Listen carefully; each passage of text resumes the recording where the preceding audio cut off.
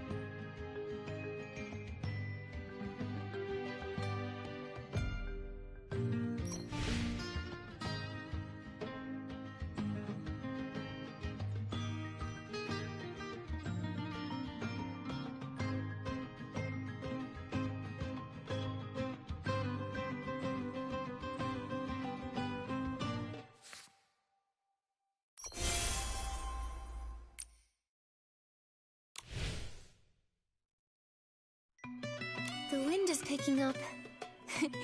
Momo, be careful. Don't blow away. It's just a light breeze. I'm not worried at all.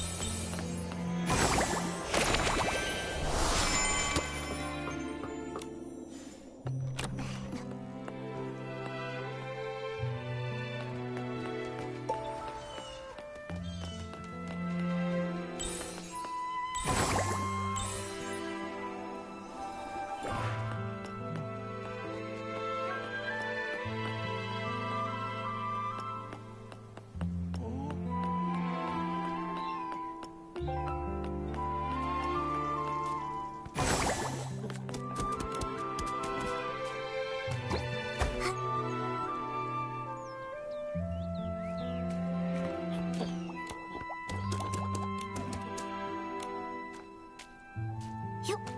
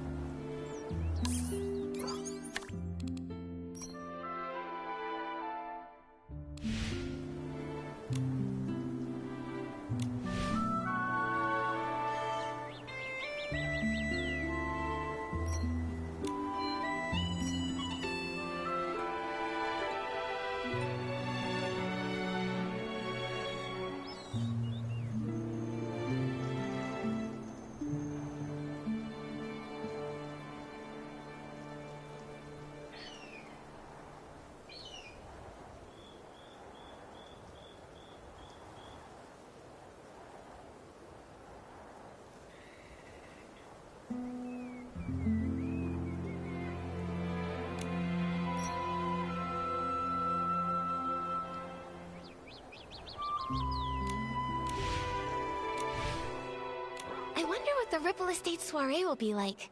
I can't wait. Huh? Nikki, are you going to co-star with Madame Julie, the Sovereign of Sexy herself? She's a total legend! If you're going, be sure to pick out your outfit carefully.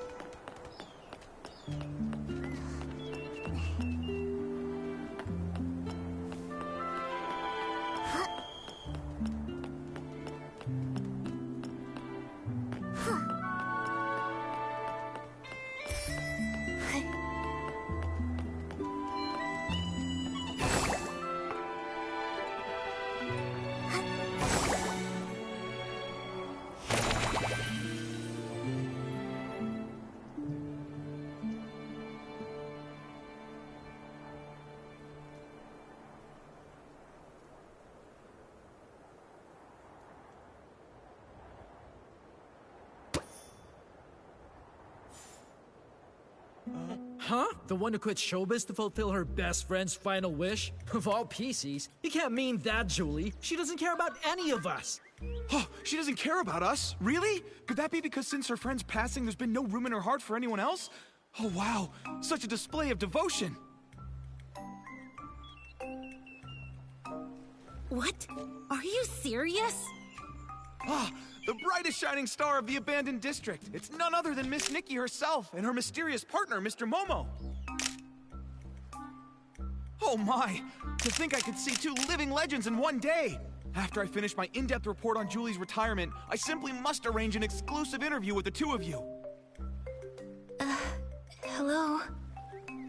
Oh, even better! We'll do it right now! What sort of secret weapon did you use to defeat the caged Reed? What kind of styling did you use when you won the Sovereign's Medal from Jenny? Wait, you must be here for the Ripple Estate soiree. Does that mean that Jenny told you... Ah, it must be related to why Julie retired all those years ago, right? Well... Oh, look at me. I get starstruck so easily I got flustered and almost forgot to introduce myself. This is my special Ripple Estate business card, fresh off the press from Sheldon. The order was only 998 blings, and Miss Nikki, the very first one is for you.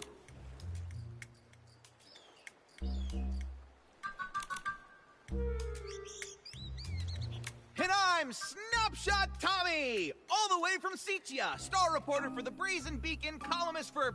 the filler page. From Sichia? Huh. I always thought that all PCs come from the abandoned district. About that, I've done a bit of research. It seems like both sides have a point. I can't believe that PCs outside the abandoned district don't even believe in the Silvergill. Did you write this report, Tommy?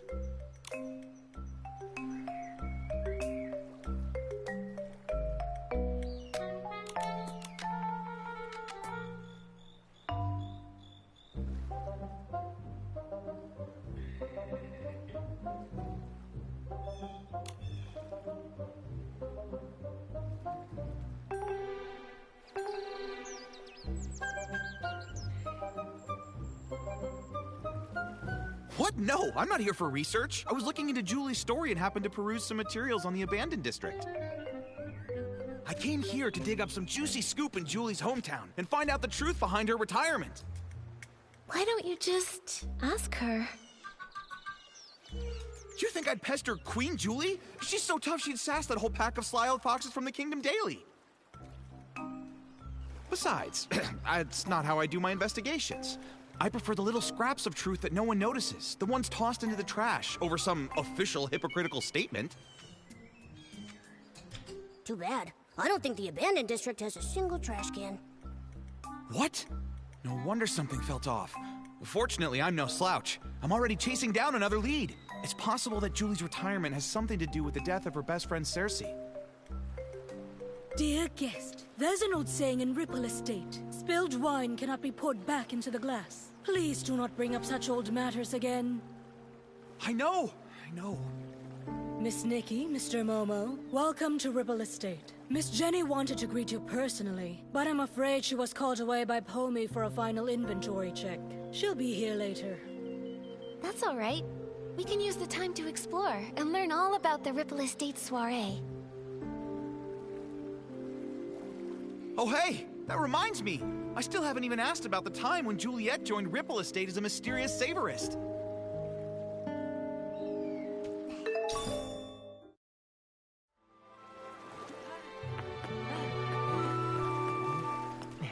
That Juliet Tommy mentioned before? She's even more amazing than I'd heard. No talent scouts, no connections, just faith in her own charm and charisma. She went from Prosperville all the way to Sichia and became a trendsetter. She's so glamorous. Are you saying that the charming Madame Julie in her wonderful straw coat isn't glamorous? If you ask me, of all Juliet's designs, only the straw coat that created Madame Julie is really worth anything. If Juliet the human and Julie the PC had a styling duel, the winner and the one crowned the sovereign of sexy would be... it would definitely still be Madame Julie.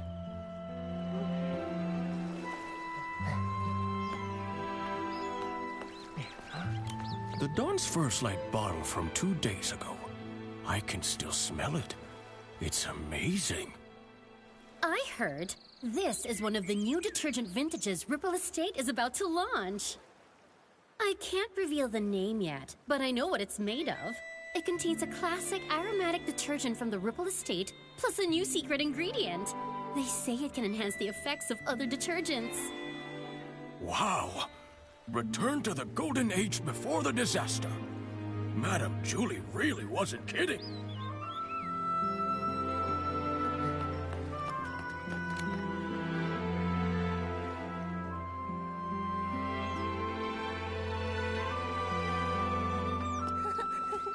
What a rich, fruity aroma! Such sturdy fabric! I'm sure I'll meet lots of master detergent makers on this trip. It's just a shame that Yarny is missing out. I heard he went to Sichia to refine his detergent making skills. But now with the Ripple Estate soiree coming up, I don't see how he could miss such an important event. Who knows? I haven't seen him in over half a year. Looks like I'll have to be the one who accepts Julie's specially blended detergent on his behalf. Yes! I'm never washing my hands again!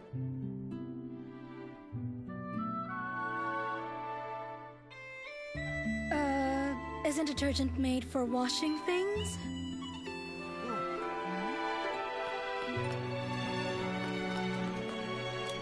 Oh, please, give me a break. That Julia just drapes some straw on herself and makes the front page? Keep reading.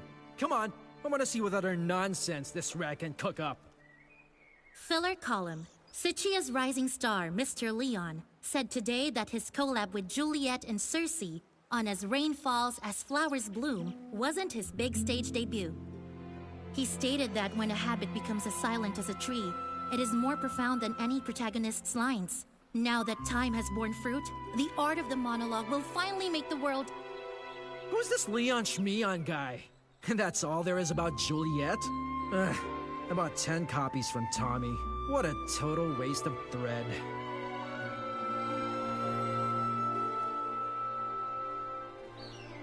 Nikki, Momo, welcome. Everyone, please calm down. Madame Julie is on the choo-choo train and will be arriving shortly. Yay! Julie, Julie! Dance up a miracle! Julie, Julie! Ignite for us the ripple!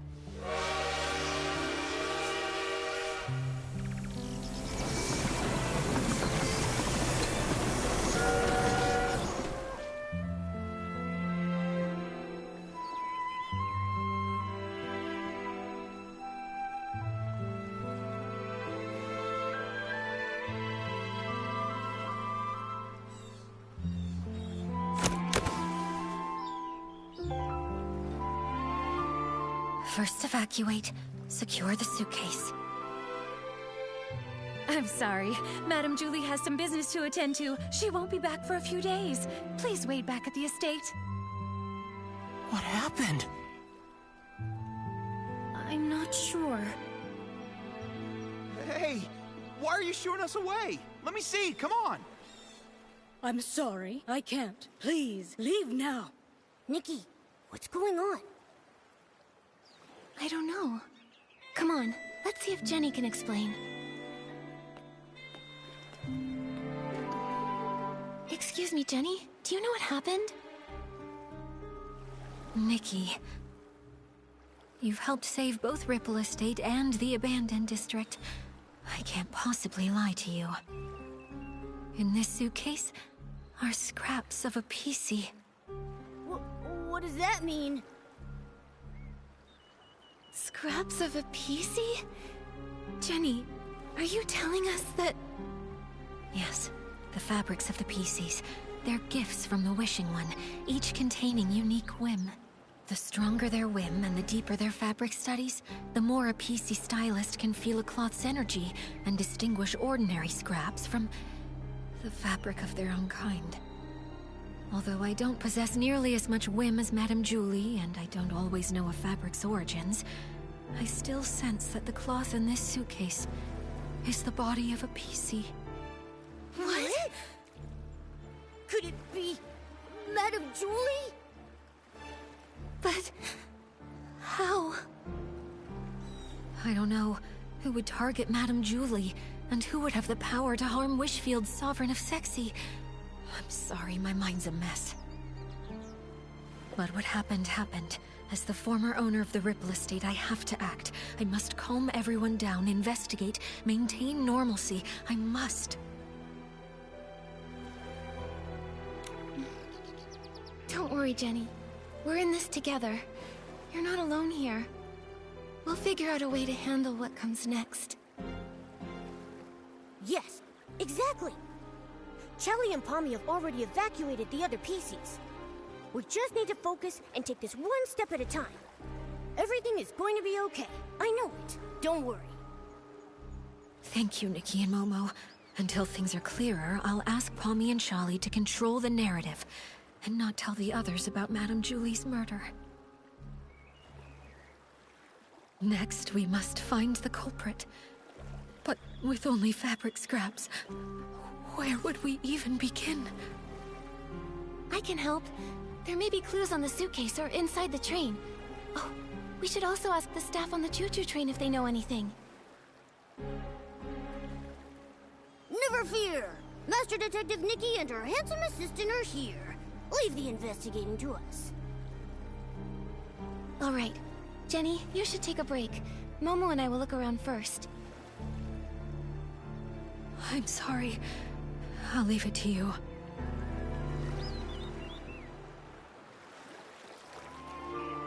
Honestly, I really like Jenny. I've even just like randomly taken photos of her, and she's a great asset to the abandoned district and the Ripple Estate. And seeing her scared and shaking, like trembling, and so sad, and like talking about a murder that I know it's just like it's Infinity Nikki, and it's just a PC, but these characters add a lot of heart to the game, whether you care about them or not. And that was...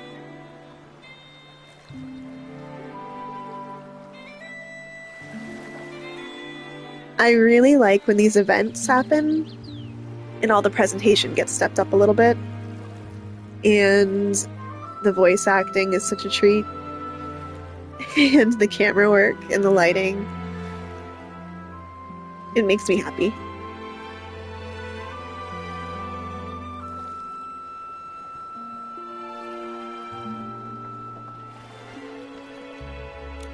Is this from Madame Julie's journal?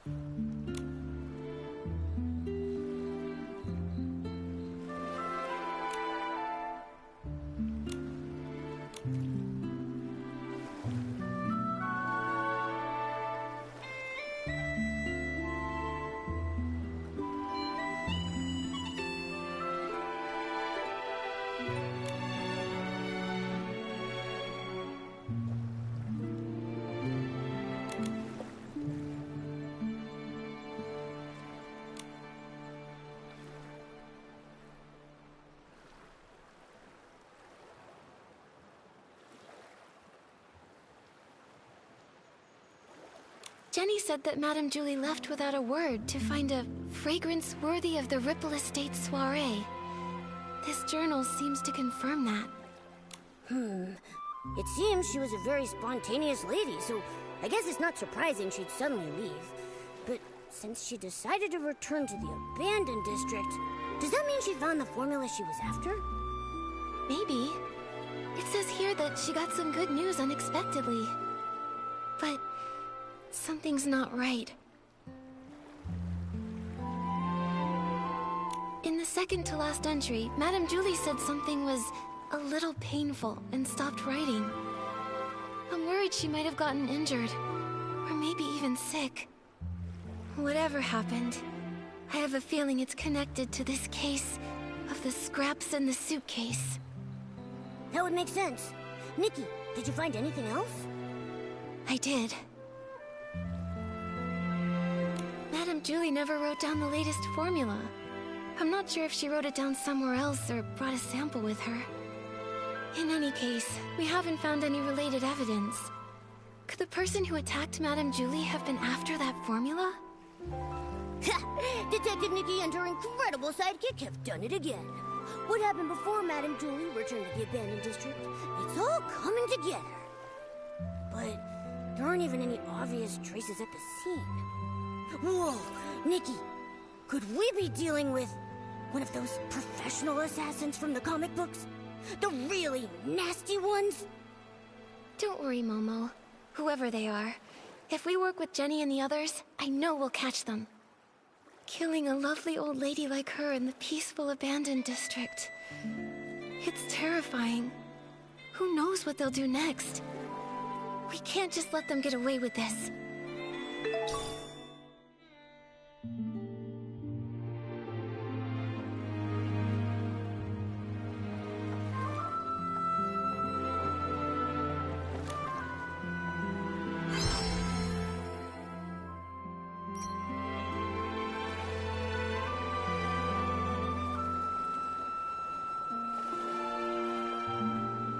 Is this straw?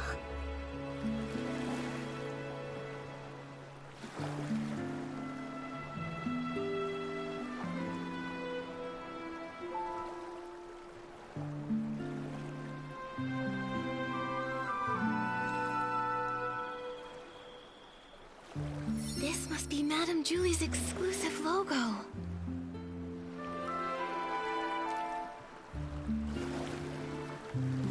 The suitcase isn't locked.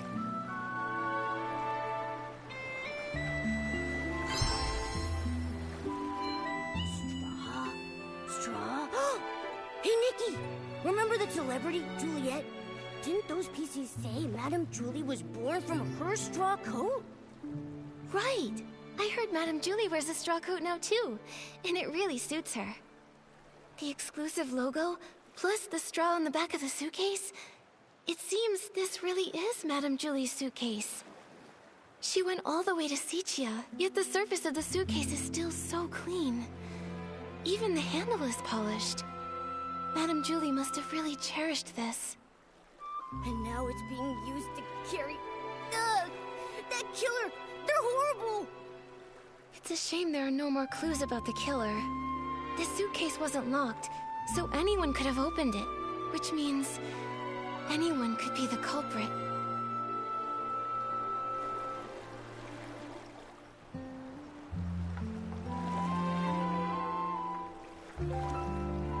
The PCs of the abandoned district made this to welcome Madame Julie. She was so beloved here. If they knew what happened to her, everyone would be heartbroken.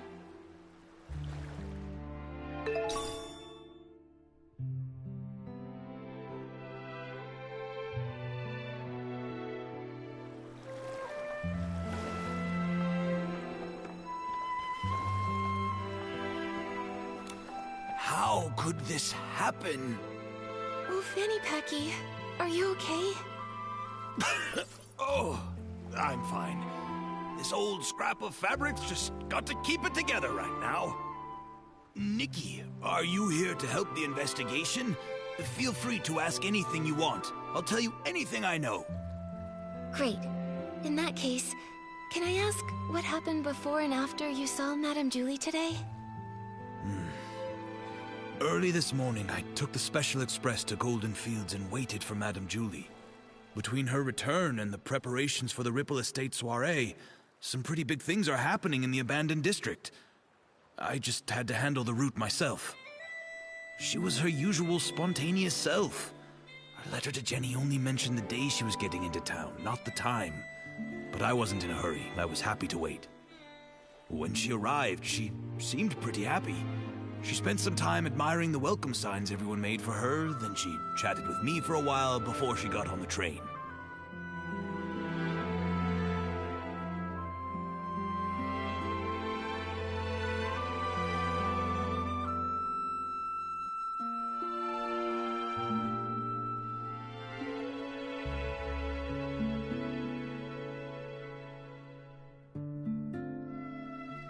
Was she traveling alone? Yes, she didn't tell anyone she was going on this long trip. She went all by herself. She was alone when she got back, too. And that suitcase she was carrying, it was the very same one. The train was called Julie's Special Express, and no other PCs were allowed on board. I was driving in the front, and she was the only passenger. I even offered to drive in reverse to get to the Ripple Estate in one stop. But Miss Julie said it had been a long time since she'd been back and wanted to enjoy the scenery, so she told me not to worry about it.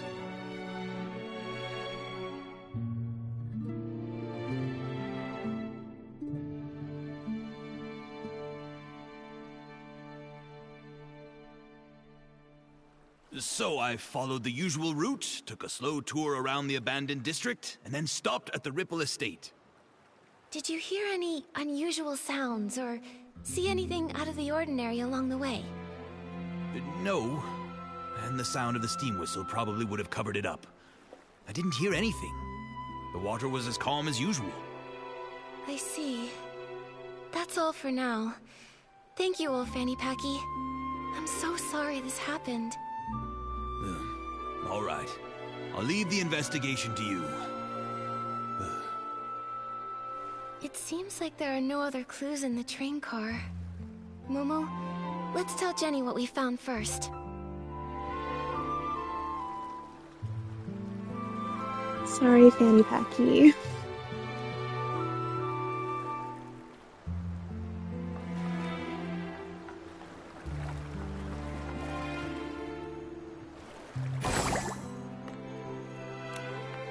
golden age may end, but the soul of sexy never fades. That's what you always said. But how could the abandoned district's most charming soul take her final bow like this?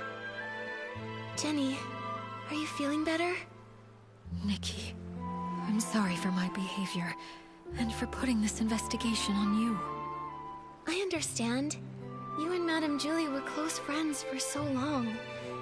This must be so hard. But we finished investigating. Thank you. That suitcase is so important. I had Pommy take it back to the manor for safekeeping. But I kept this photo, just in case we missed any evidence. Did you happen to find anything? The killer was careful and didn't leave any evidence behind. But I have some theories. According to old Fanny Packy's testimony, Julie boarded an empty train, but was somehow murdered before it stopped. The killer must have come from the water and snuck on board, then escaped afterwards. For some reason, they put Madame Julie's fabric inside the suitcase and sent it on to the Ripple estate. And there's one thing I'm really worried about.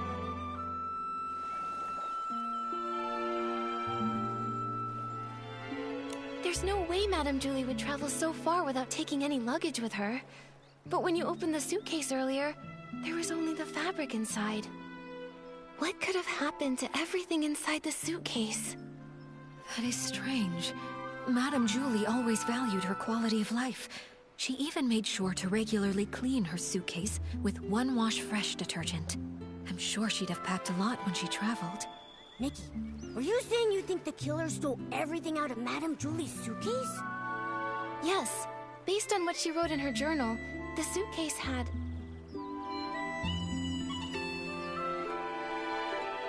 the Von der Ripples formula. Madame Julie went to Sichia to find the missing component, and I would assume she found something if she came back. But we didn't find anything. Speaking of Von der Ripples, that does remind me of something. Yesterday, Charlie discovered that one of Madame Julie's journals had gone missing. There wasn't anything really important inside of it, but the thief might have thought it contained records related to Von der Ripples, so they stole it. That makes sense. So it looks like the stolen journal and the suitcase containing the scraps are probably connected to each other. Yes. So, Nikki, I have a difficult request. I'd like to commission you... No, I would like to sincerely request that you help investigate the case of the stolen journal. I will assign some reliable members of staff to investigate the surface of the water to retrace some of the killer's steps. But Ripple Estate is short on hands, and I cannot let too many PCs know that our Julie was murdered. I understand. I may not have known Madame Julie, but I know how important she was to everyone here. And that awful killer needs to be brought to justice. I'd love to help. On behalf of all of the Ripple Estate, thank you. Charlie knows more details about the stolen journal case. She's at the entrance to the Ripple Estate comforting everyone. I suggest you talk to Charlie first. May the Silver Gale be with you.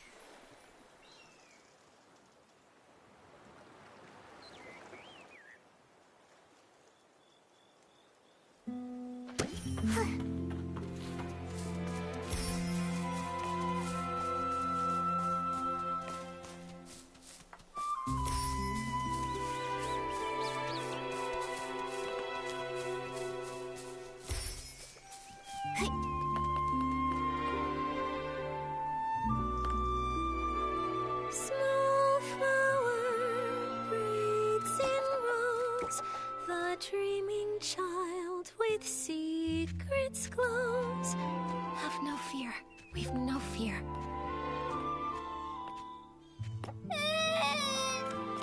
He said that Madame Julie isn't coming back, and the bad guy hides in the shadows with a huge pair of scissors. This is truly despicable slander. It must be from that blabbermouth of a columnist. I'll warn him.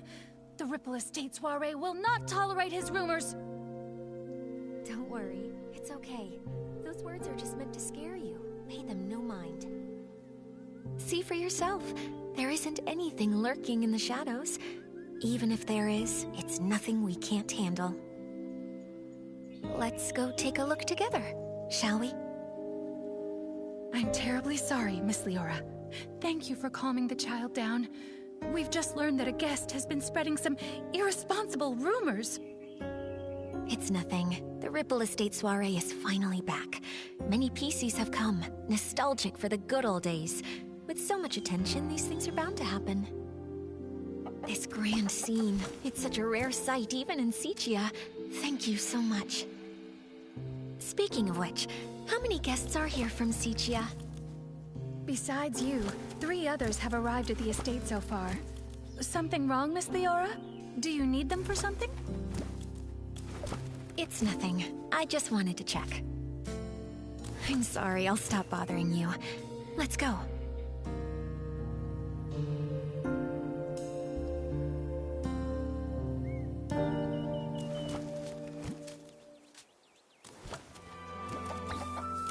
Tully? Who was that guest just now? That's Miss Leora from Sichia.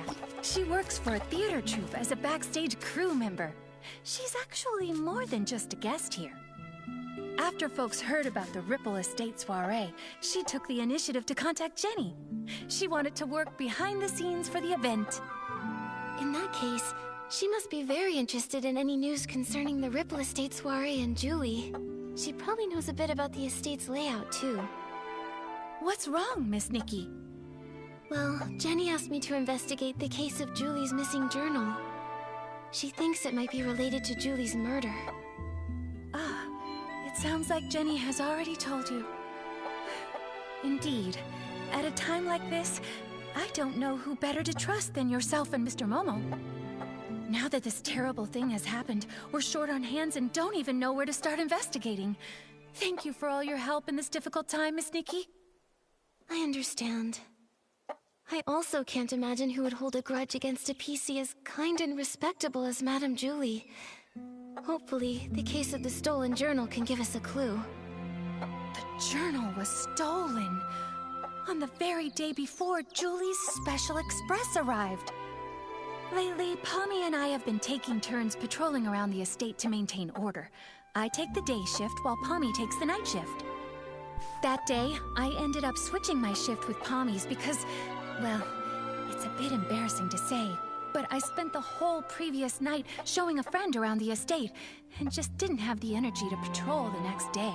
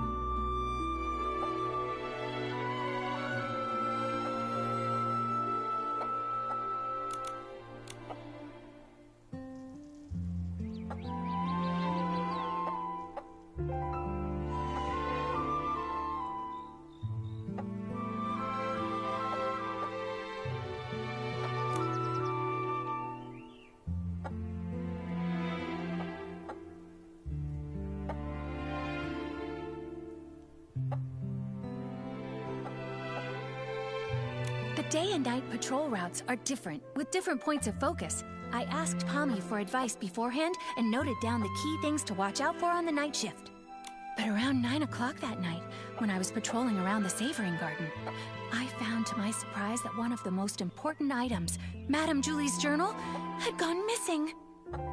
I made sure to search the area, confirmed it had been taken, and reported it back to Jenny. What does the journal look like? We'll help keep an eye out for it when we're looking around. It's a red notebook. Oh, when I was showing my friend around that night, we took a photo near the savoring garden. Miss Nikki, look! You see that red journal sitting there with the other things, don't you?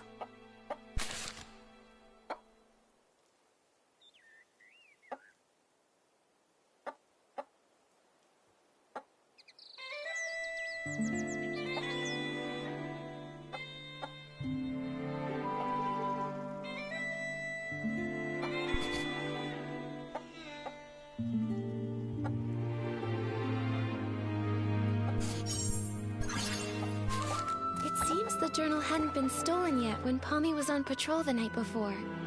Charlie, do you have any suspects? Her private journal was always kept there. Much like the rest of Madame Julie's personal items, no one would touch it or even give it a second thought, really. I hate to be suspicious of our guests, I really do. But to have all of this happening right now when the Ripple Estate is full of new faces, it just seems a little too convenient to me. Yes. If a PC from the abandoned district wanted to commit the crime, they would have had other opportunities. I wouldn't have to risk being discovered by a patrolling PC. Visitors, on the other hand. But I know it's not good to jump to conclusions without solid evidence. Charlie, I'd like to go see the place in the photo. Is that all right? Of course. The savoring garden is just over there, on the stone tree platform. Please forgive me for not being able to accompany you. I have to calm everyone down and stop too many rumors from spreading. I just can't seem to get away right now. I understand, Charlie. I will bring you the truth and catch that killer. Don't you worry. and I'll always be Great Detective Nikki's right hand. Thank you both so much. Pommy should be patrolling around that area. If you run into any trouble, be sure to go find him.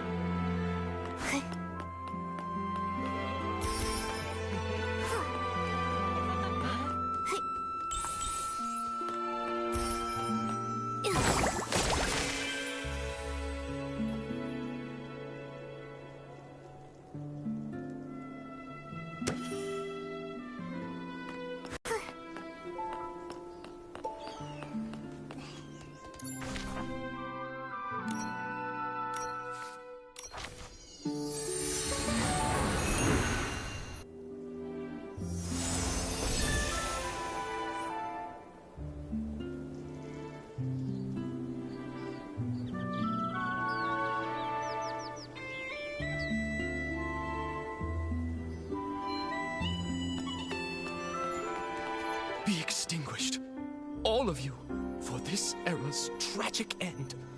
Julie, Juliet, in your eternal slumber, let me write your eulogy. Ah, Mr. Leon, stop it. Please stop. The whisper of truth has been carried to my ears by Tommy. And you, Julie's followers. Why do you hide secrets in your berries? Huh? That columnist is spouting nonsense to everyone again. He's got a bigger mouth than the ant bird outside my house. Don't you believe a word he says? What are you all doing? Alas, thankfully, friends with proper etiquette have arrived to mourn the fall of a shining star. Since you pursue her glory as well, you must have also seen me burning alongside her on the stage.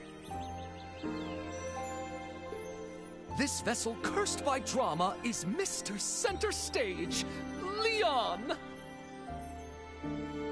Leon. Oh, I think I saw that name in the newspaper that Tommy sold Sheldon. He co-starred in a play with Juliet. So even Tommy can't forget me. Figures. Even a gossip reporter has no choice but to let my name roll off their tongue. You must be referring to As Rain Falls, As Flowers Bloom. In that performance, I portrayed a silent patrolman, but I still commanded the respect of that entire audience. That's why they call me the king of the stage, you see. So you're saying you didn't have a single line? I intended to catch up with Julie during the Ripple Estate soiree and persuade her to come with me to stir up Sichia's twilight.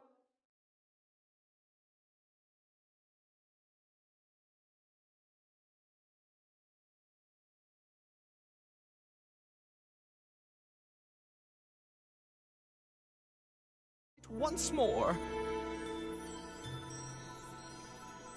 A pity. What a pity! Julie, how else shall I mourn you?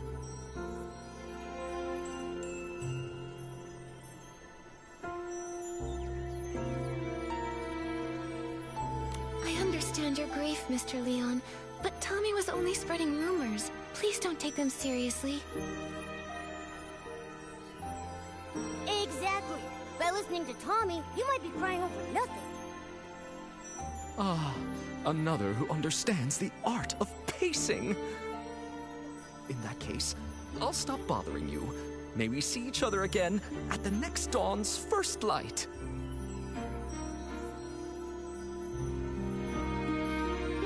Tommy, are you doing all right? Thank you for helping me get that dramatic PC to leave.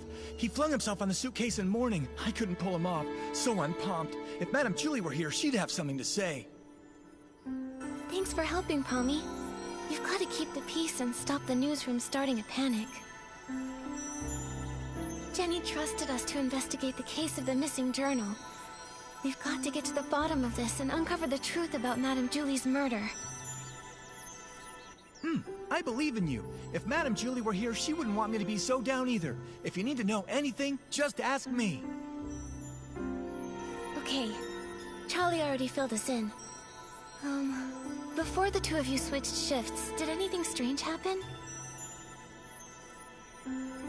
I don't think so. I usually patrol the Savoring Garden around 12 o'clock. Every time I make sure to check Madame Julie's things according to the list. I've never noticed any of her things go missing. Besides, only a few PCs pass through this area during the day. At night, it's just me on the night shift. A robbery's never taken place here before. I can't believe this is all happening before the Ripple Estate soiree. Never mind that. I'll take you there. You can investigate anything you need to.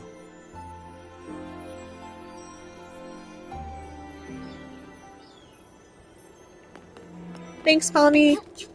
Let's go.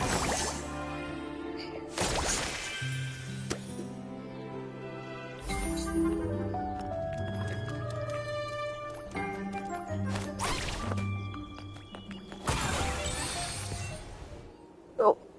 Is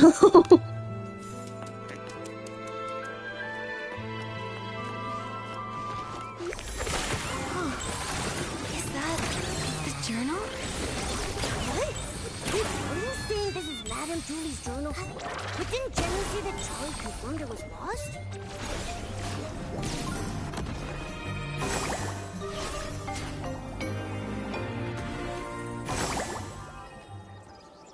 Yep.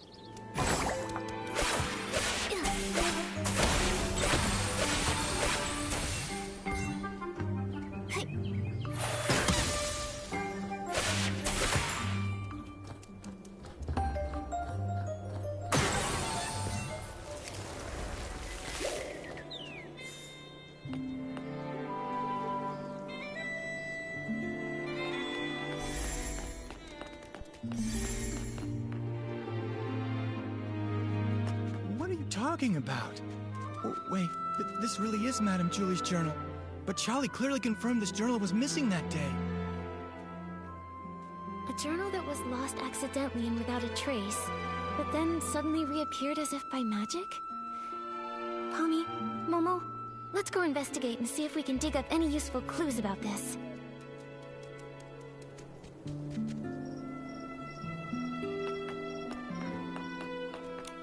Ooh, this is heavy. Is this Madame Julie's jewelry box? A Super Diva's jewelry box! Just as glamorous and mysterious as a pirate's treasure. Julie's jewelry. That's kind of fun.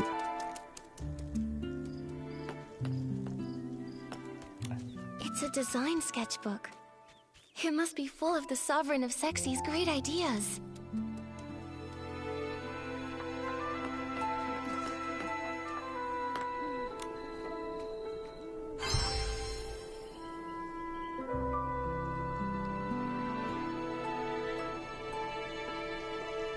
Did it get stained somehow?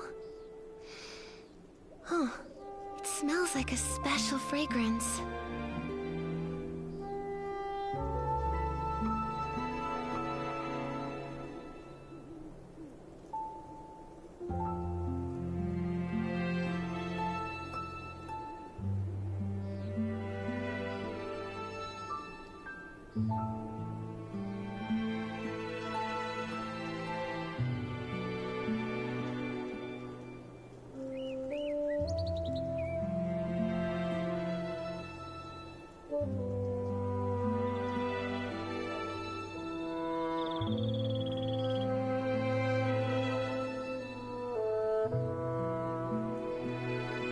These creases are pretty new.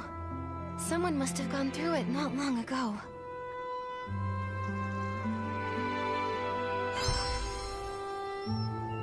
Pommy, do PCs usually read Madame Julie's journal? No! How could anyone be so rude as to look through her personal belongings? In that case, I think these new creases were most likely made by the thief. If they stole the journal to read it, why did they return it? And that stain on it must have been left by the thief too.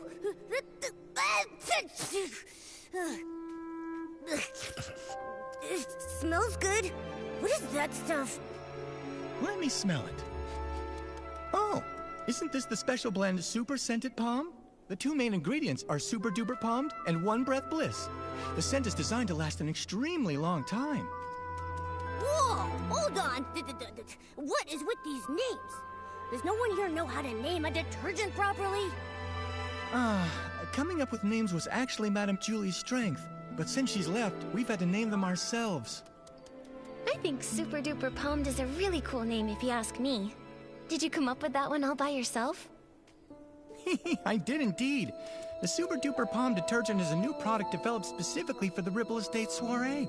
It brings together the power of all the detergent experts in Ripple Estate. So, obviously, I needed to win the press-off competition against Charlie so I can finally get the naming rights. So you decide naming rights just as professionally as you decide names. Super Duper Palm doesn't smell like much of anything on its own, but when you mix it together with other detergents, it has the power to enhance their effects. I can't think of any better name for something so palmed. But its effect isn't very stable yet, and can be a bit too powerful. Sometimes, the smell of the Super Scented Palm blend will hang around for days and days. So all the different formulas for Super Duper Palmed are still being adjusted. You can't even buy it yet. Wait, if these detergents aren't on the market yet, how did they end up on this journal?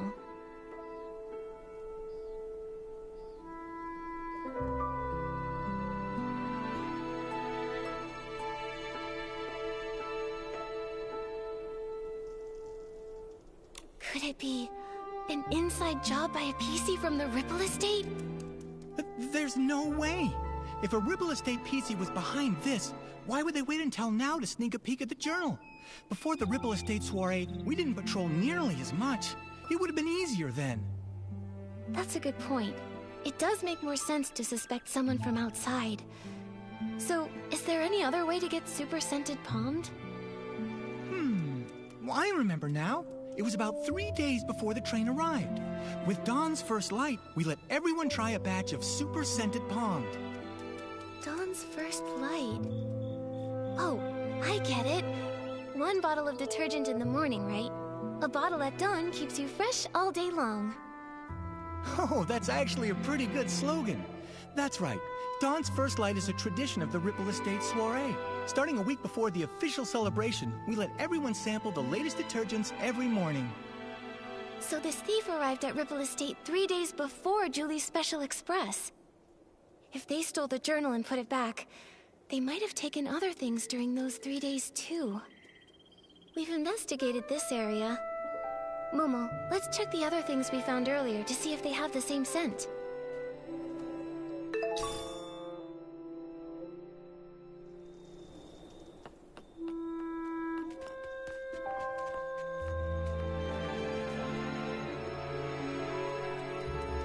So, the thief stole some other things too. Detective Nikki, any theories? Yes, I have some ideas. But first, I want to ask, Palmy, if you used super scented palmed and then touched Momo, would he have a strong smell too? No way! If picking it up were that easy, the entire Ripple Estate would smell like this by now. Really though, I'd have to play Move and Groove with Momo the whole entire night before he'd even get super scented. Then my idea must be correct. The thief most likely...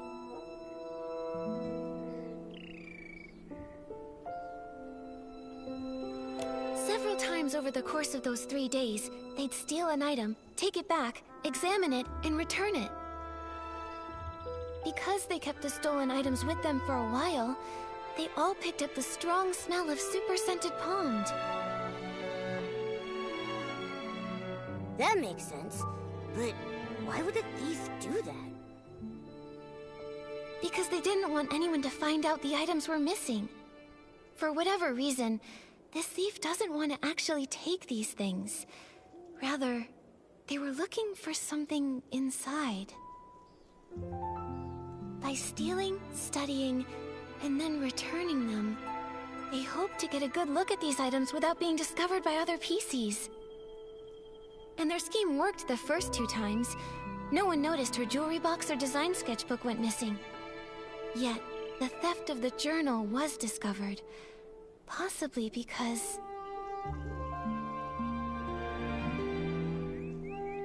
there was a difference in patrol times.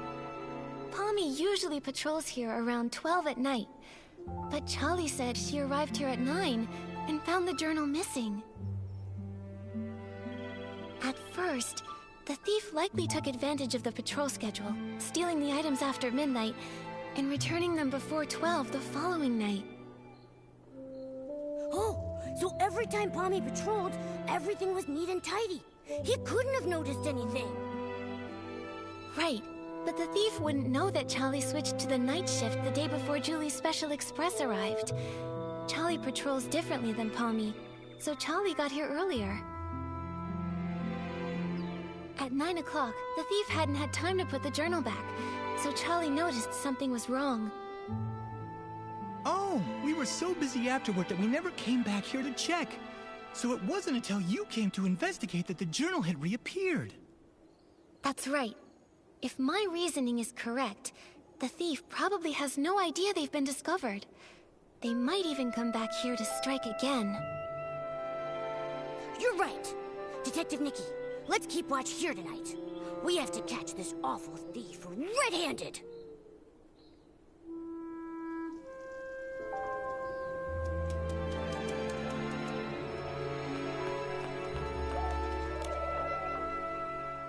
Julie. Don't know her. I am just here to see if Ripple Estate's new detergent selection is worth stocking. That's all. Oh, you don't know Julie? Well, that's... It's gotten so late already. Is there anything worth seeing around here? Late? Everyone is usually up at this hour in Sichia, aren't they? Oh, brother. The awkwardness here is palpable. Do you two sightsee this late at night often? We just happened to run into each other. She's visiting Sichia too, so I was just saying hello. My name is Leora. I'm part of the backstage crew for a theater troupe in Sichia. The name's Colleen, the owner of the Nightshade Lounge. If you're ever in Sichia, your yellow friend there can come get a couple bottles on the house. A pleasure, Leora. Miss Colleen. As Deputy Patrol Officer, I'd like to ask some routine questions. So, why are you both out here in the middle of the night? Checking on the local night-blooming berries. As for her, I'm not sure why she was following me. Following you? Don't get me wrong, I just happened to bump into her. Being invited to help with the stage setup for the Ripple Estate soiree was an honor, but this brand new environment, the nighttime routes, open field lighting, there are a lot of challenges. I needed to do some prep work. And the route you planned for the stage just happened to be the same one I was taking. Well, now I'm curious. What kind of berries need nighttime inspections? Sounds like an excuse from someone up to no good. The Nightshade Lounge is open at nighttime. The state of my raw ingredients is more potent at night than during the day. They're both a bit suspicious. Neither one of them has a solid alibi. What do we do, Nikki? Let me think.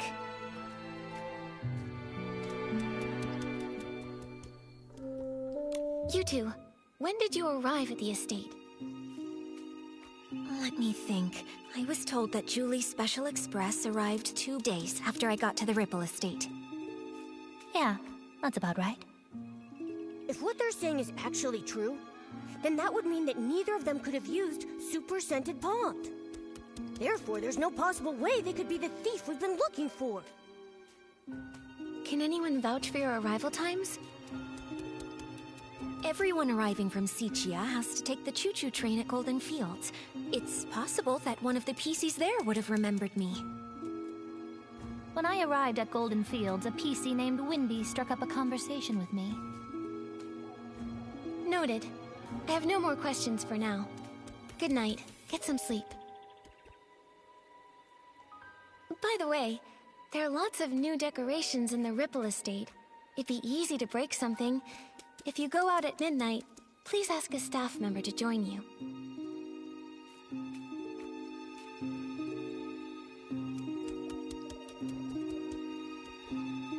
It looks like we should go and check in with Wendy. That way we can be absolutely sure whether they're telling us the truth, or if they might have been hiding something all along. Nikki, let's head to Golden Fields after sunrise.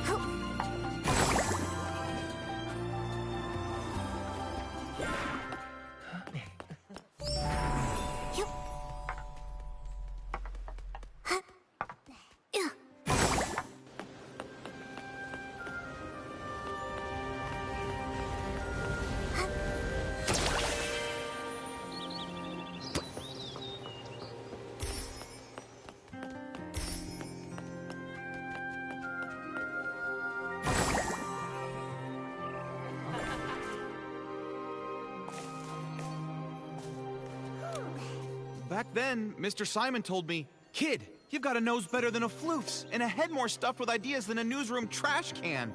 It'd be a criminal waste of talent if you don't become a news writer." From that day on, I resolved to become a PC worthy of those words. I'm going to become the most successful news scooper out there! A single sentence from Madame Julie opened my eyes. Now, I've poured out the stories I've held in for decades, and I want to try songwriting. It's a shame that the ones we chose to admire have both met with misfortune. Tommy, don't say things like that. Misfortune? Did something happen to Madame Julie? All I heard them say was that her trip got delayed. No, not Madame Julie. It was Cersei who met with misfortune, which led to Juliet's retirement. That's what Snapshot Tommy's been claiming all along, right? Hey, what do you mean, claiming? I have proof! Let me find it. Here's the newspaper from back then. So it is true. Cersei was also a star from Prosperville. They weren't just from the same place. They were best friends. Like twin weed stalks, together through rain or shine.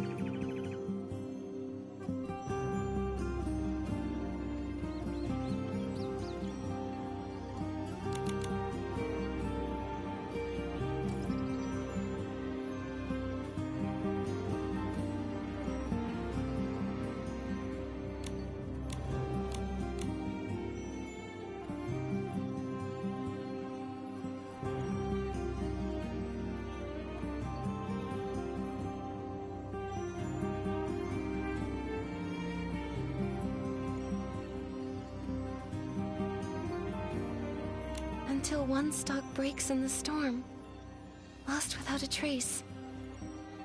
How lonely the other must have been. Madame Julie always truly admired Cersei. When everyone thought Juliet would be the obvious choice for the leading role in As Rain Falls, As Flowers Bloom, Juliet just smiled before pushing Cersei to the front of the stage. Like one stalk of wheat quietly supporting another, helping her stand straight and dazzling. But who could have predicted a disaster that even the toughest wheat stalks couldn't withstand? Every time Cersei was mentioned, Madame Julie would sigh. Of all the drifting wheat seeds, none would ever grow like Cersei. Mr. Leon knew the both of them too.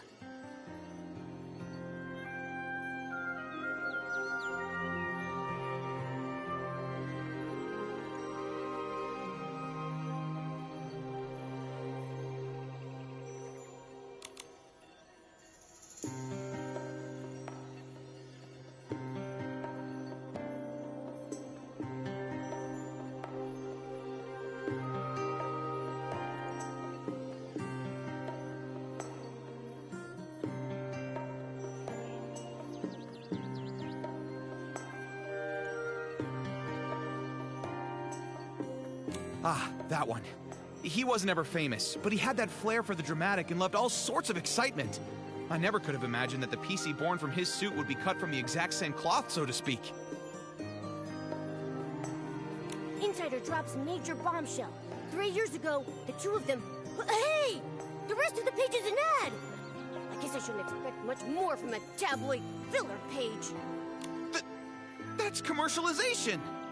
We can't be sure if this was the reason for Juliet's retirement, but I'm sure the death of her best friend would have been a huge blow.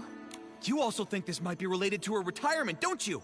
And now, all this terrible business with Julie. Yes. Rumors about Madame Julie are everywhere.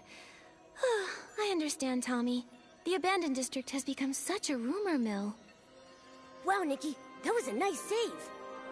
So, why not go somewhere else to learn about her and Cersei's past? Pestering one PC over and over won't be as efficient as asking around. Right, Wendy? Huh?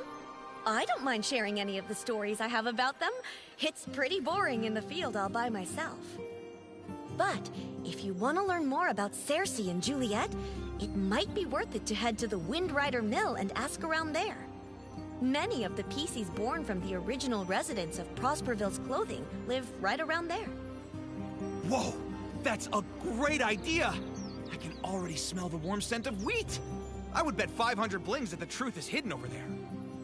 Whatever's there, just remember, Tommy. Even though you're investigating the truth, you still need to be very careful about the things you say and ask. I understand. I'm off to Windrider Mill to put my best button forward. Catch you later. Ugh, I thought he'd never leave. Now we can finally ask Wendy when the other PCs got here without any distractions. Nikki, Momo, are you here to listen to stories too?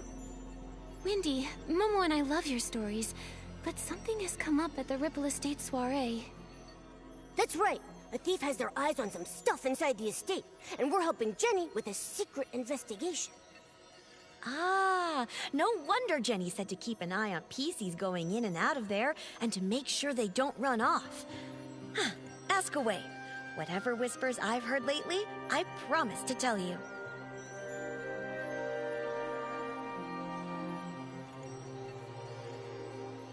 Do you know Leora? She's from Sichia. She has orange hair, red-framed sunglasses, and a red flower on her chest. When did she get here? Ah, so Leora's her name. I remember. She arrived here 2 days before Julie's Special Express. Sometime in the morning, I believe. She was in a hurry at first, but she stopped when she saw all of the wheat. Although she didn't say a word, I know the wind must have said a lot to her. We chatted for a moment, and she even gave me a book called Sichia Midnight Stories, saying she often read it while traveling. If she only just arrived, then the culprit must be a different PC. Makes sense. We should ask about when the other PCs arrived. Wendy, do you know when Colleen arrived? She's a cold, confident PC who wears a black tie, black gloves, and a small blue velvet hat on her head. I remember. She arrived 2 days before Julie's Special Express. I think it was in the afternoon. She did look cold, but the way she picked up each of the wheat grains was surprisingly gentle. To me, Her heart seemed to be so much softer than she looks. Well, if it's not Leora or Colleen, then maybe we should ask more about when Tommy and Mr. Leon got there. Okay. Wendy, do you remember when Tommy arrived at Golden Fields? The one you spoke to just now? Let me think. I can't remember the exact time, but I remember that he definitely arrived earlier than Leora and Colleen.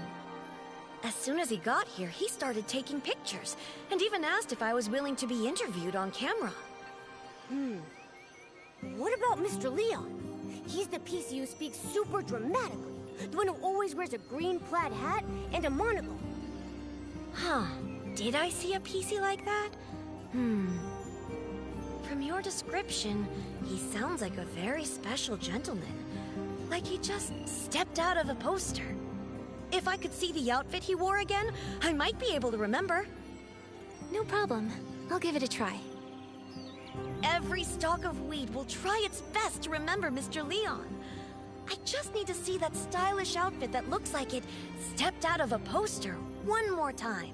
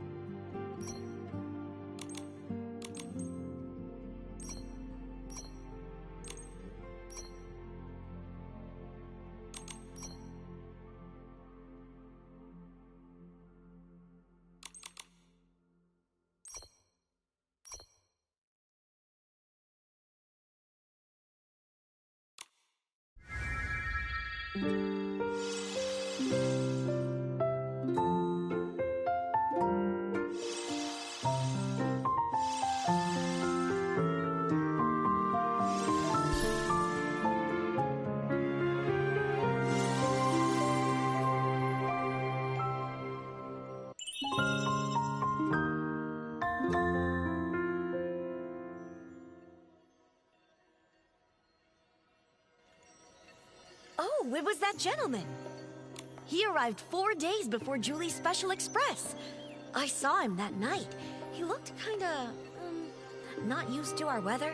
He kept wiping his forehead with his hanky. Tommy had just arrived too. He was snapping photos in the wheat field. When that gentleman saw him, he sprinted away as fast as he could. I'm sure he didn't want to be caught on camera all sweaty and dusty. 4 days earlier, huh?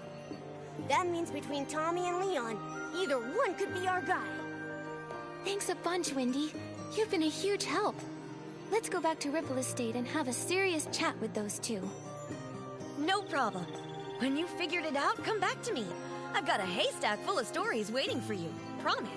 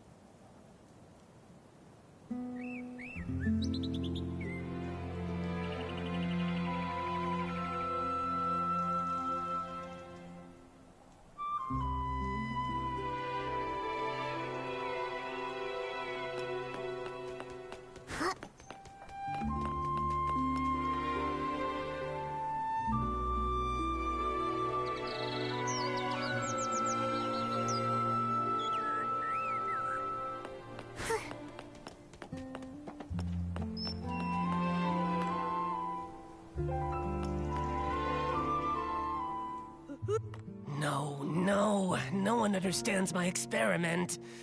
Scraps are crazy things. They could be lifesavers or a proof of death. Will the curtain never rise again? Will we get to experience that era once more? Madame Julie, enlighten me. How do we start the ball?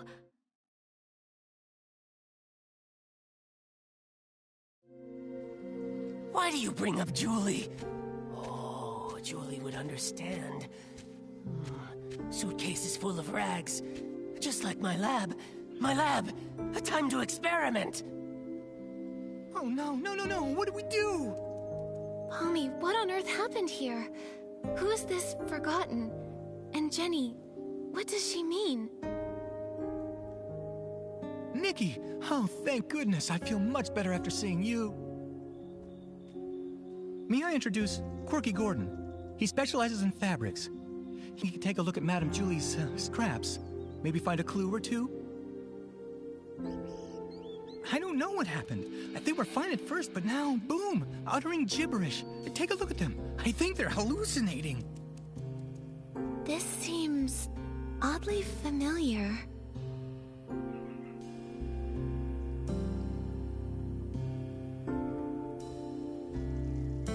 Wait, way back when we fixed the choo-choo train, wasn't old Fanny Packy acting like this too?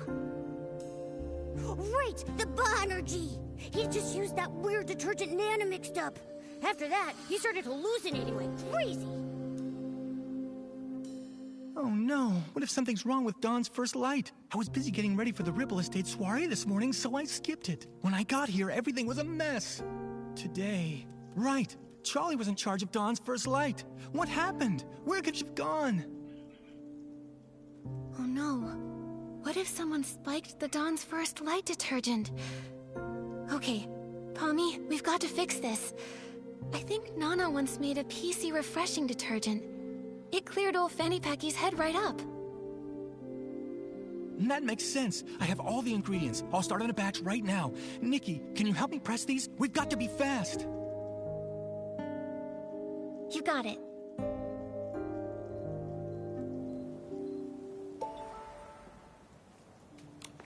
Nikki, can...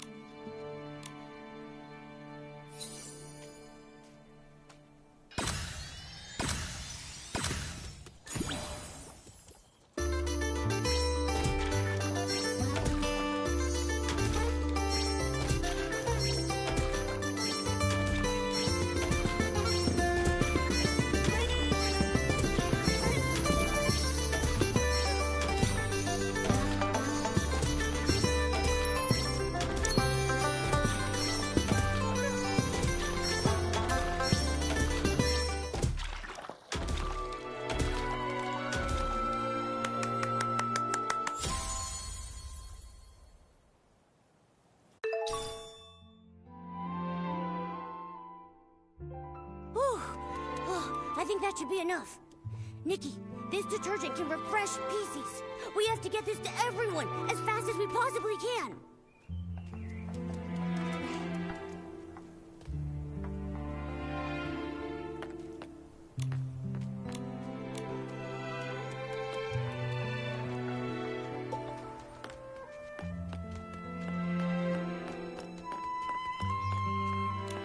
No!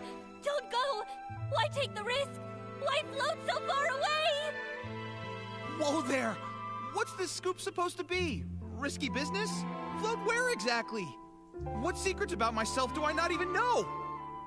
Well, well. Inquisitive Tommy, out-inquisited by another PC. What happened? Come on, spill it. I was hoping to find someone who knows. Breaking news! Julie is missing! Ripple Estate's gone mad! Dawn's first light is driving PCs bonkers! Every hallucination hides a story. And a stranger. But this stranger's not doing so well. I'd better get them to a doctor before investigating my next big scoop. Don't worry. Tommy's already whipped up some detergent that can refresh PCs. I'll take it from here.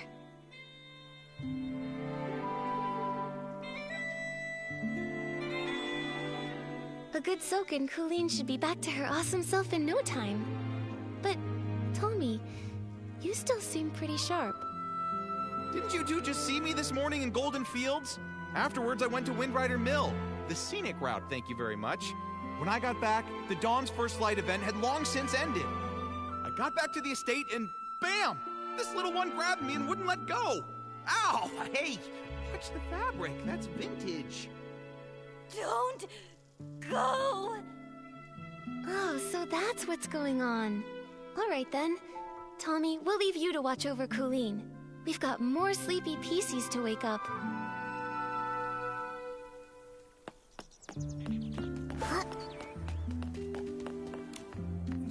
Juliet?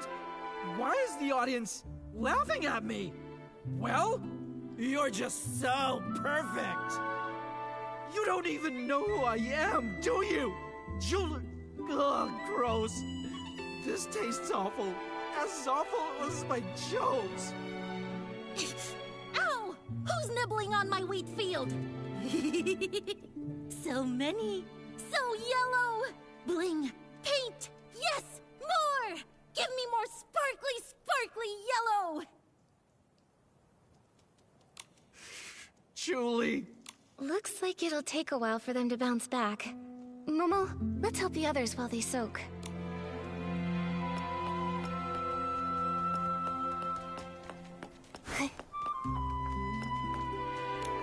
The 18th detergent.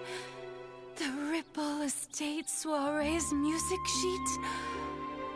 Watering the stone heart with straw. The strongest scent is ready. But you never came back. I will just soak it in then. The strongest detergent really has no fragrance. It's not really meant for pleasure. Charlie, I brought some mind-clearing detergent. Let's put this on instead, okay? At least it should make you feel better.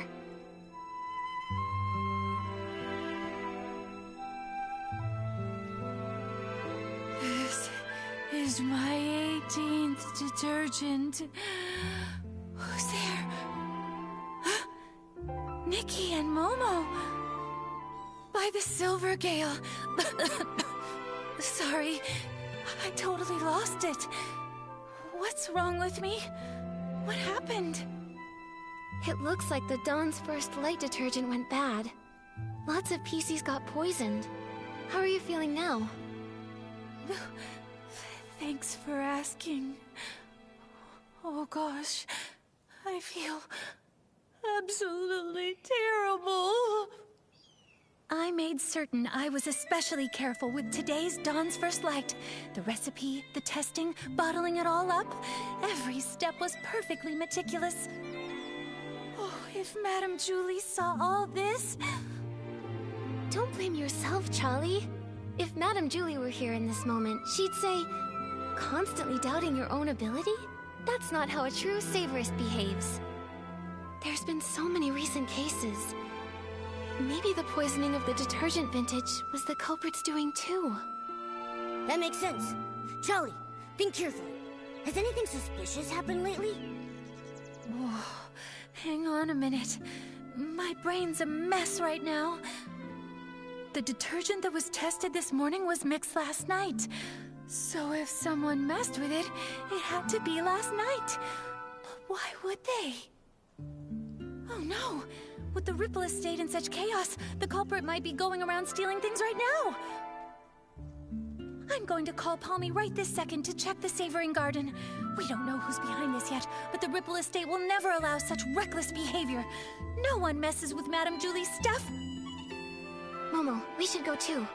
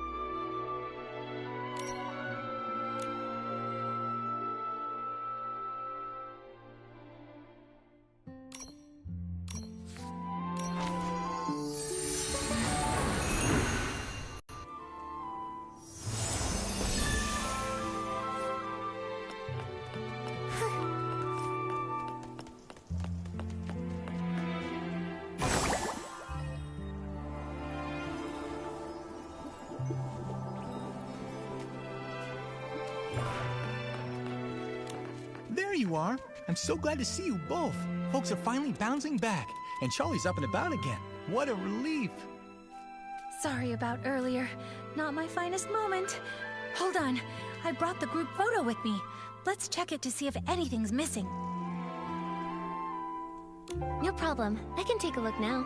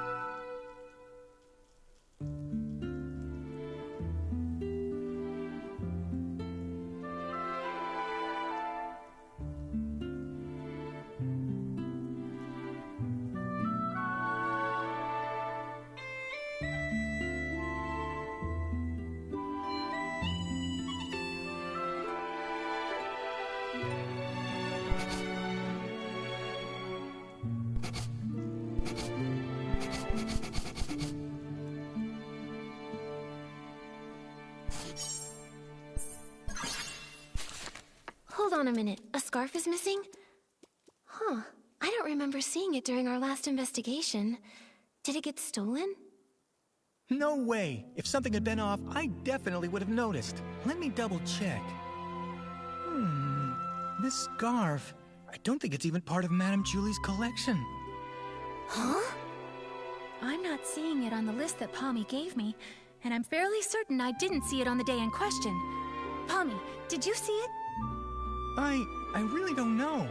I make sure to count Madame Julie's stuff on every patrol, so I'm positive nothing's ever gone missing. But if something brand new just showed up, I wouldn't have caught that. The journal disappeared and came back. The scarf popped up before vanishing. Wait, I think I understand now. The scarf belongs to...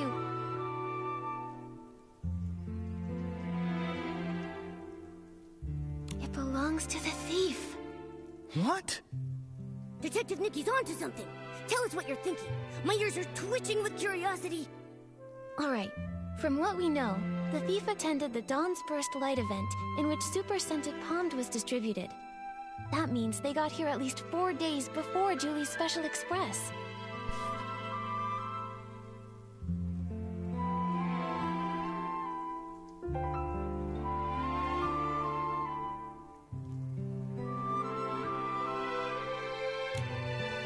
They probably came to steal Madame Julie's belongings.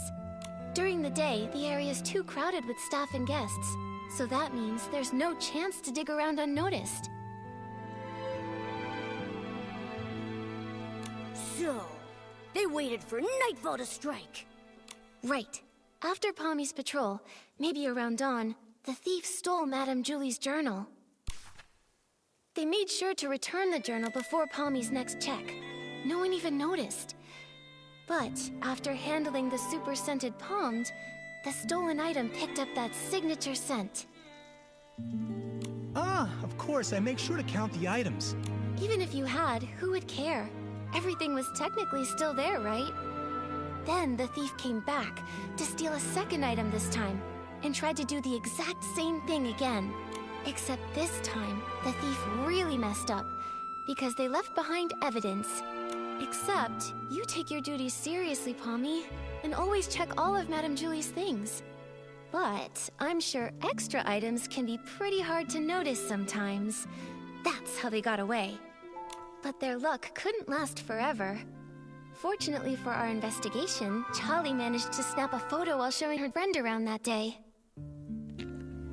Just saying, I'm really irritated by that photo investigation because Nikki says, "Oh, I never even noticed that scarf before." And it's like, when they showed me the first photo, that was the first thing I clicked on because I didn't look to the right, I looked to the left, and that was different. So I clicked on it, and they're like, "No, that's not important, we're looking for the journal." So I click on the journal, they're happy. Then they show me the same picture again, so I completely ignore the red spot where the scarf is because I was already told once that it's unimportant. And then that ended up being the solution, and I know it's a different question, but when you're told not to look at something once, you just assume it's not important again. And I guess that's a flaw on my part. So that was annoying.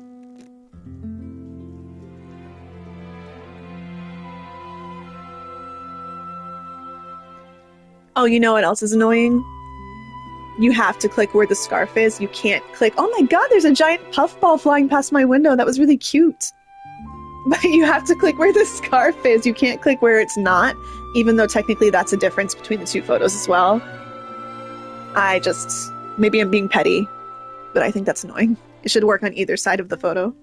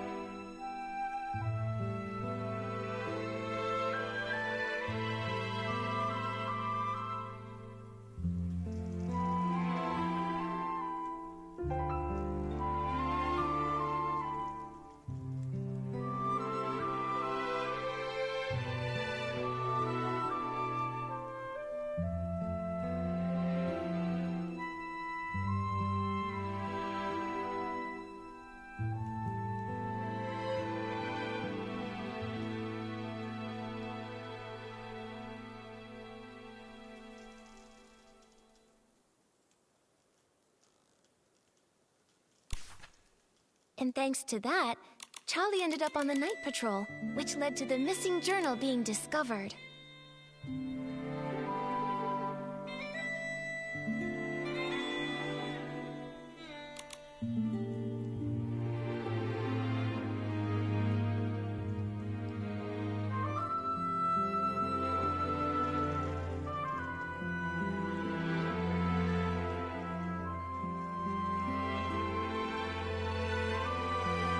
Sticking to routine, the clueless thief returned it before midnight and reset the scene. So when we came to investigate, nothing was missing, and there was nothing extra. Whoa, they almost got away with it. If Charlie hadn't switched shifts and noticed the journal was missing, even finding the extra scarf from the photo wouldn't have raised any alarms. But just like any other bad seed, it was bound to sprout trouble again. Actions have consequences after all. Based on the time they arrived in the abandoned district, we can rule out Leora and Colleen.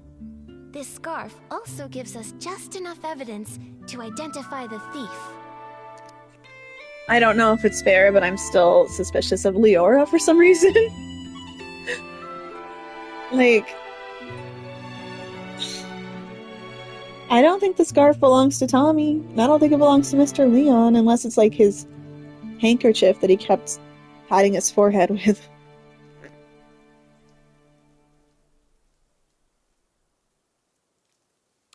Mr. Leon. No way, that annoying PC? He'd hang around me all the time.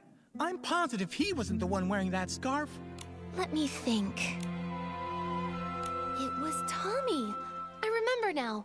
When we first met at the train station, he had this exact scarf tied around his camera.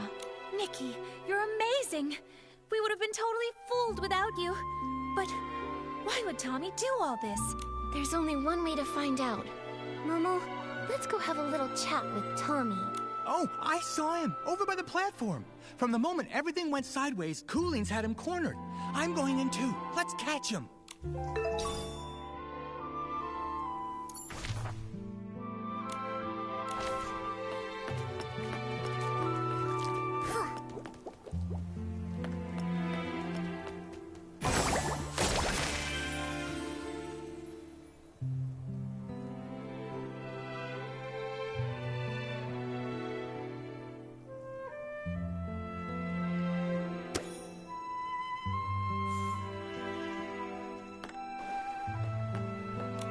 Hey, Cooleen! Can you describe what you saw after you used the poison detergent? Please, just tell me. Be quiet. Close your mouth, or I'll sew it shut. You hear me? Yeah, pipe down. Cooleen's just got her senses back, and her head is still spinning. Huh, I didn't even get poisoned, but listening to you is making my head spin. I didn't even pay attention to see if he had a scarf around his camera. I mean, I don't see it now. What if he... I have no idea what's happening. What if he just found the scarf while he was investigating, and then he was like, oh, that's cool, I'm gonna pick it up. And then what if Leora saw that he was using it, and she's like, oh, that's my scarf, but why would she do that? I have no idea. Tommy! Oh, hey, Nikki, you're still here. And would you look at who's still hanging around? Tommy. Whoa! What's going on?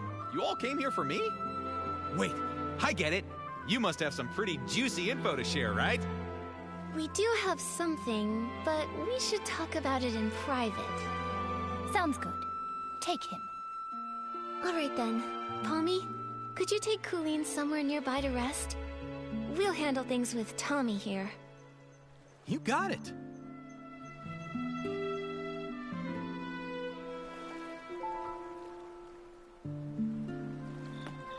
Now then, Nikki, what did you want to ask? Don't worry, if you agree to an exclusive with me, I'll spill all the beans you want. Whatever, you name it.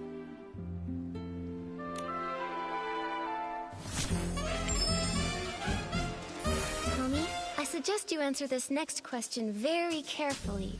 Did you ever take anything from the Savoring Garden? Say, Madame Julie's journal?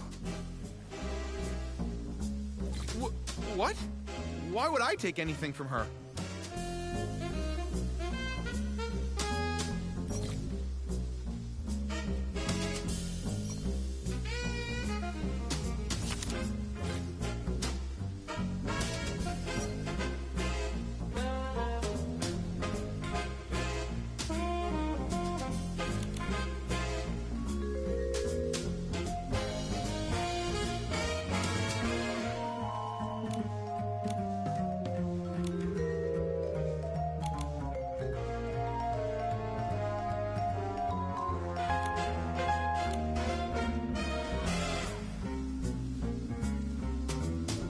Don't see how any of this has to do with me.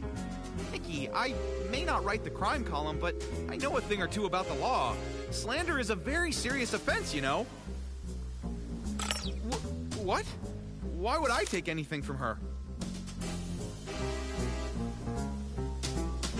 I don't see how any of this has to do with me. What? Why would I take anything from her? I don't see how any of this has to do with me.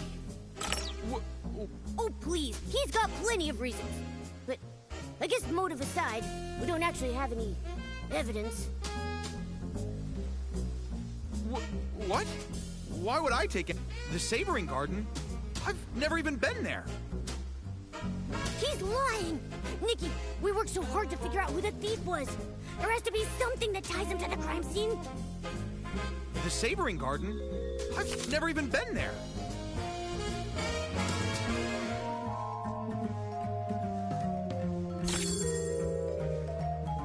this photo. That scarf with the sepia pattern. That's yours, right?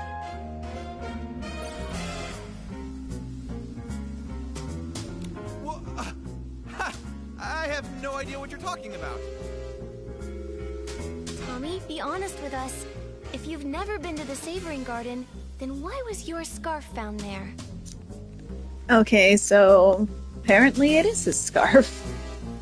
Okay. Okay, but hold on. How do you know it's mine? Look at me. Do you see a single trace of that scarf? Ugh, so annoying. But it's fine. Nikki, we've all seen him wearing that scarf. We just need one solid piece of evidence to make it stick. Okay, but hold on. How do you know it's mine? Look at me. Do you see a single trace of that scarf?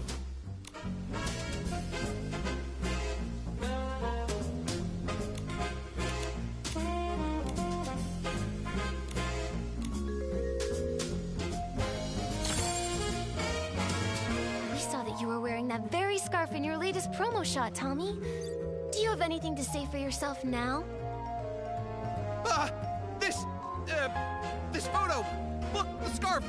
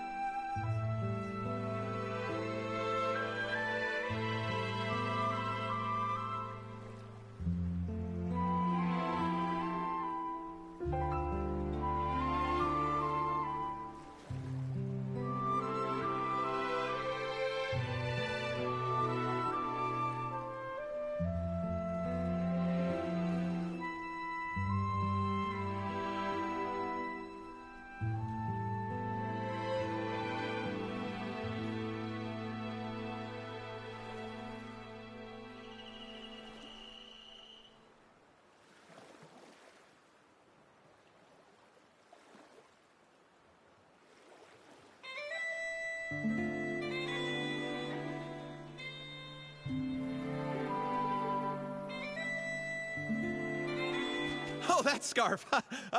I'm just so busy, you see. Always a deadline, you know. Forgot all about it. I picked it up off the road. Probably dropped by some lady by accident. I thought it was stylish, so I tied it to my camera for my Ripple Estate soiree credentials. Just a prop. Nothing to fuss over. Oh, is that so? I'm sorry, Tommy. Silly me. In that case, I'll just hold on to it. That lady wants it back. Right! Better to keep it safe. And, maybe we should go ask around Ripple Estate. I mean, someone out there has to recognize it. Maybe we could... Wait! No, Nikki, don't take it! Why not, Tommy? If the scarf isn't yours, then Why do you want to keep it so badly? I don't even see it. Where is it? All right. I'll tell you whose scarf it is. It belongs to Mr. Simon, okay? Mr. Simon? Oh, that columnist? The one you mentioned before? The one you said vanished? Yes, I ran into Mr. Simon on my way to an interview. He seemed anxious and said he had to get home fast. We wound up floating together for a while, but suddenly some things started chasing us. He told me to run and said he would distract them. But afterwards, he never came back. I held onto his suitcase and kept the scarf. It was meant to be a present for his sister. See? Right there. It's got a Celeb Crow crest on it. That is actually so pretty. That is so pretty. Apparently, the two of them raised one of them together. A pet Celeb Crow named Cece. Pretty cute name, right? If he never came back for it, then Mr. Simon might really be gone. Is Sichia really that dangerous? Oh, that was, what, a century or two ago? Columnists are always digging into secrets, so we're bound to have a few enemies. Comes with the job. Mr. Simon always said I had the makings of a great columnist. Curious to a fault, he used to say. And yeah, when I want answers, I'll do anything to get them. Huh, including stealing them? It wasn't stealing, I was just, borrowing them. Yes, investigative borrowing. Huh? Sorry. I mean, I admit I was wrong. I got carried away. I wanted to write the perfect story. I heard the estate never lends out Julie's things, and I let the pressure get the better of me. I doubt it, but could it be that somehow Julie's suitcase had Simon's remains in it? And she's spontaneous, so she got off at some stop and she's just been like hidden away doing something where no one's seen her. Because apparently they don't look very far unless something specifically prompts them. So, I don't know.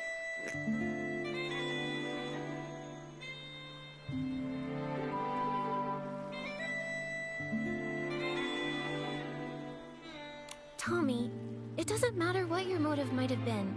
Stealing is still a crime. And on top of that, you also poisoned the detergent. By doing so, you wound up hurting so many PCs in the process.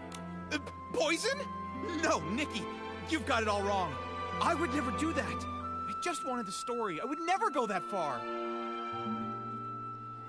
Wait, then who poisoned it? Nikki, something's wrong. Madame Julie's suitcase, it's gone. The scraps too, all stolen. What? Go find Jenny. She can explain what happened. Jenny! Jenny! Should I just warp there? It's not very far, but it still takes time. Which I'm starting to run low on. We have like an hour left. I can do it. I can do it. I gotta stay focused. Come on.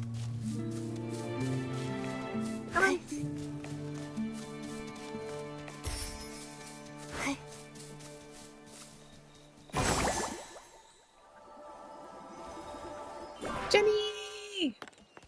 Jenny. Right before Dawn's first light this morning, Squeaky checked the room, and the suitcase was still there. Which means... that someone must have stolen it while everyone else was having hallucinations. Nikki, I heard you were able to catch the journal thief. Any luck with the questioning? Once Detective Nikki stepped in, Snapshot Tommy buckled under the pressure and confessed to everything.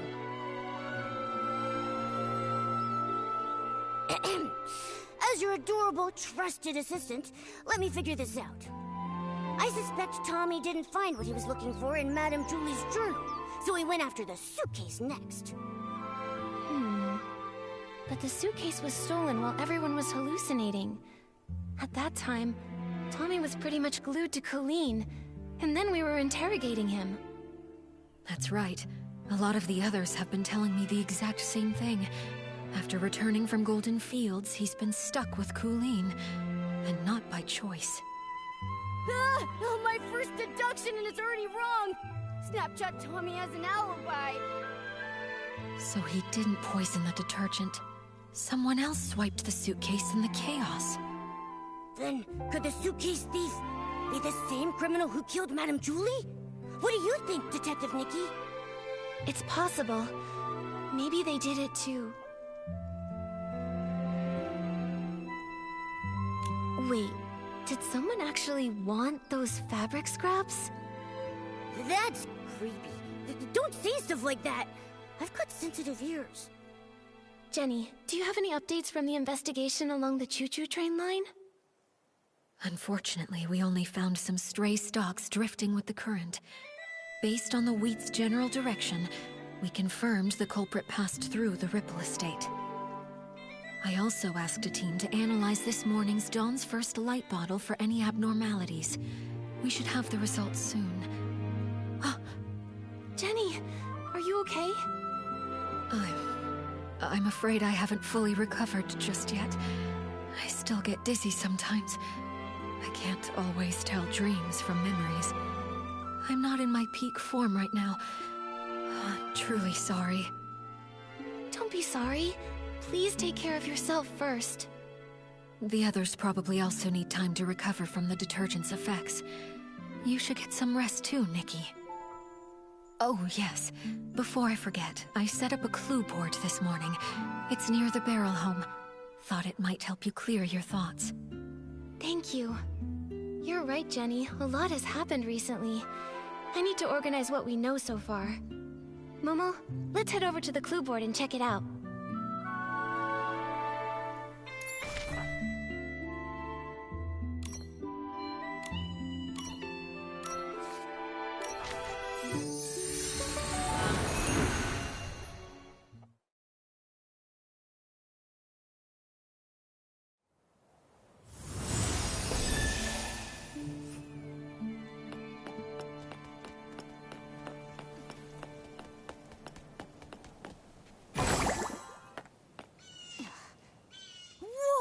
So this is the clue board Jenny made for us? Nikki, we're like real deal detectives now. Can we maybe start our own agency? Oh, but if we did, what would we call it?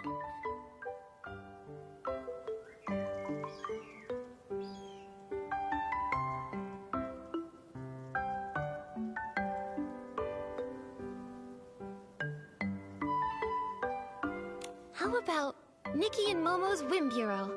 No matter the mystery, we'll find out the truth, guaranteed. Yeah, I like it a lot. It's got a nice ring to it. So, Detective Nikki, what's our first mystery? A lot of the crimes happened in the abandoned district. Let's lay them out now. First, the case of the scraps in the suitcase. What a nightmare. We've barely got anything to go on. The only thing Jenny found was a few floating strands of straw. Whoever did this covered their tracks well. Ever since that suitcase showed up on the choo-choo train, the estate's been filled with chaos. Do you think everything ties back to that? I do, but there's really no point chasing shadows without any more leads, though.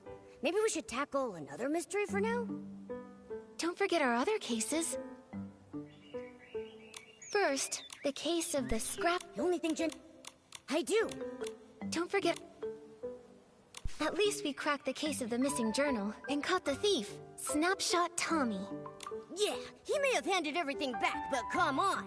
Stealing is stealing. He better be writing the world's longest apology letter. In ink, with his tears. Brilliant, Nikki. That deduction was perfect. Please tell me the juicy details again. I have officially compiled all my brilliant deductions into one tidy little case file for us to reference.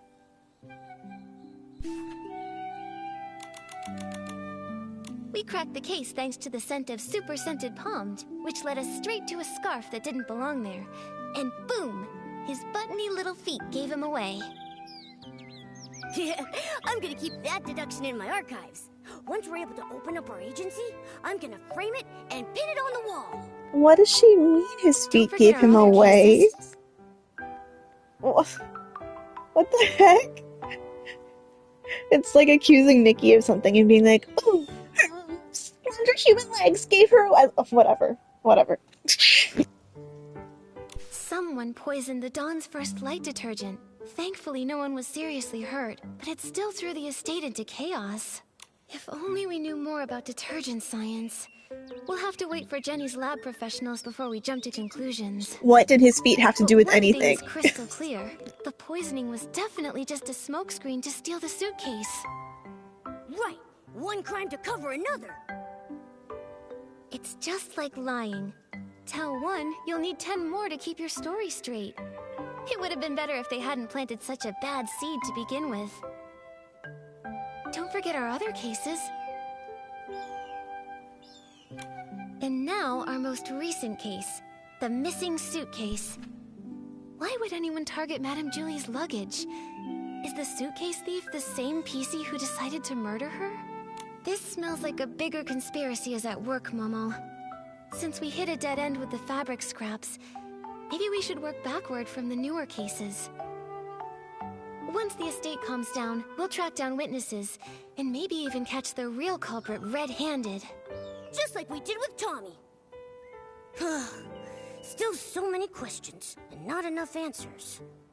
Let's be sure to rest up first. After that, Jenny will bring us back the toxin report from the lab, and we can get back on the case. We got this. With Detective Nikki and her sidekick Momo, no mystery stands a chance.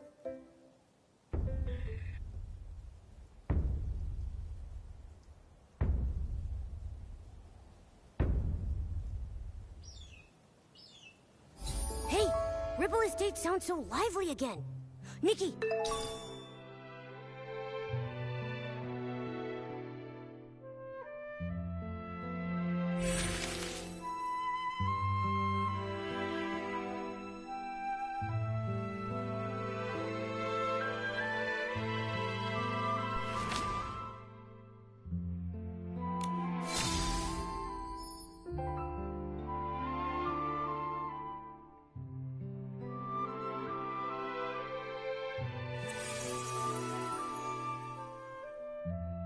Do you think the PCs are starting to wake up?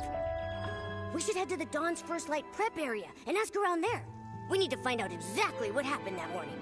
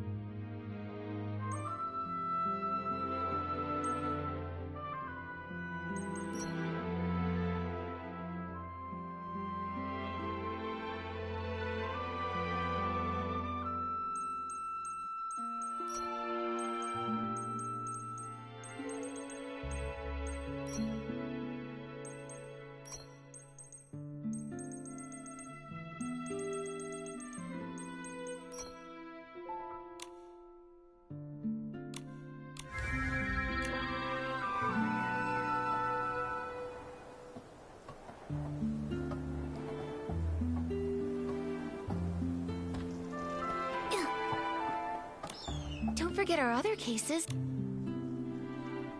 Someone poisoned the Dawn's First Light detergent.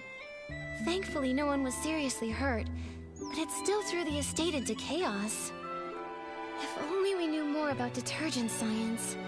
We'll have to wait for Jenny's lab professionals to analyze the formula before we jump to conclusions.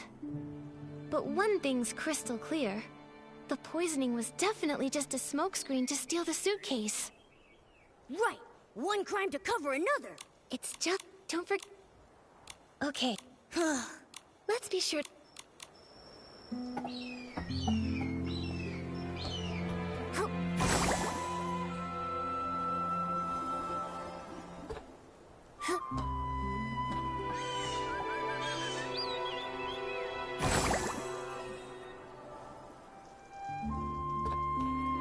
Who would do this to the Silvergale Wreath? This isn't just a stain on the world of detergent. It is a disgrace to the entire abandoned district! Hold on. Slow down, Alan. Why are you so fired up? Careful, buddy. You're so puffed up, you might float away. Miss Nikki and Mr. Momo, I didn't expect you to catch me in such a ruffled state. This is infuriating. Someone really messed up the crates. Give me a break. Who in their right mind leaves Silvergale wreaths lying around? Everyone in the abandoned district knows those are sacred. Back in the day, if I so much as bumped into one, I'd have to recite 3 of the Silvergale's verses by heart on the spot. Calm down, Alan. Just tell us where the crates go. We'll help you sort them out. Really? Oh, over by the Silvergale. Thank you both very much. Someone must have switched the detergent crates with the Silvergale wreath crates. I just finished sorting the detergents. Oh, but those other crates still need to be moved. Would you mind moving these crates back and saving me from this massive heartache?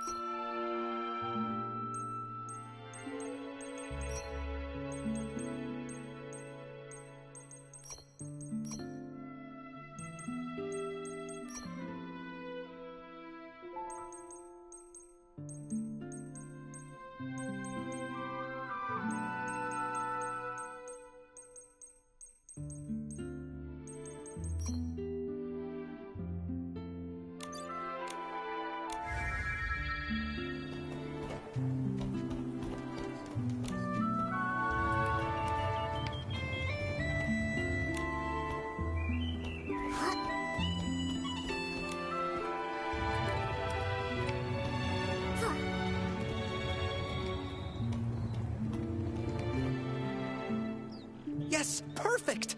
Thank you so much, Nikki. You're the strongest, smartest, most stylish person this side of the estate! You're all too kind. Wait, Alan! Actually, I need to ask you something. The poison Dawn's First Light detergent. Did Jenny's team find anything? Yikes! I almost forgot. That's on me. I got so fired up, my bag nearly popped. But yes, it turns out the saboteur mixed up Super Duper Palmed, One Breath Bliss, and One Wash Fresh. It was a total disaster. Whoa, whoa, whoa! Whenever we start talking formulas, my head starts spinning.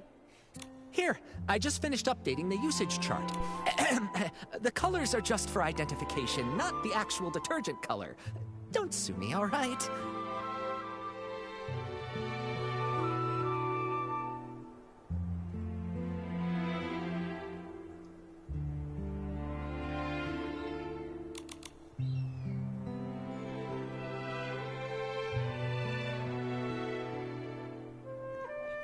So one combination makes you super happy, like tipsy, and one combination lets you get all of your emotions off your chest, and then if you try to do both at once, it's a hot mess. The red label means that it's super duper palmed. You have heard of that stuff, right? It doesn't have any scent of its own, but it's able to supercharge other detergents. The yellow one there is called One Breath Bliss, which can be used to make super scented palmed. It's not a dangerous detergent. The smell is just impossible to cover up. We've definitely seen that one. Oh, and the blue one? That one's One Wash Fresh. It's used to make super clean palmed. It can fade fabrics and wear them out if it's used too much. Now, if you blend all three together, you get a cocktail that doesn't clean, doesn't freshen, just wrecks PCs. It, causes severe hallucinations, so it's called totally not palmed. Yup, I just checked the inventory, and several bottles of Super Duper Palmed were emptied out. They used what was already here. Nothing from the outside. Tell me about it. At first, I just figured that some brand new, barely trained worker had just messed up the crates. The thing is, we've warned people not to mix the three, loudly, repeatedly. Who overheard us and chose to poison people? We still don't know. Wait, the work log wasn't messed up by the workers. Oh, I just realized. One more thing's out of place.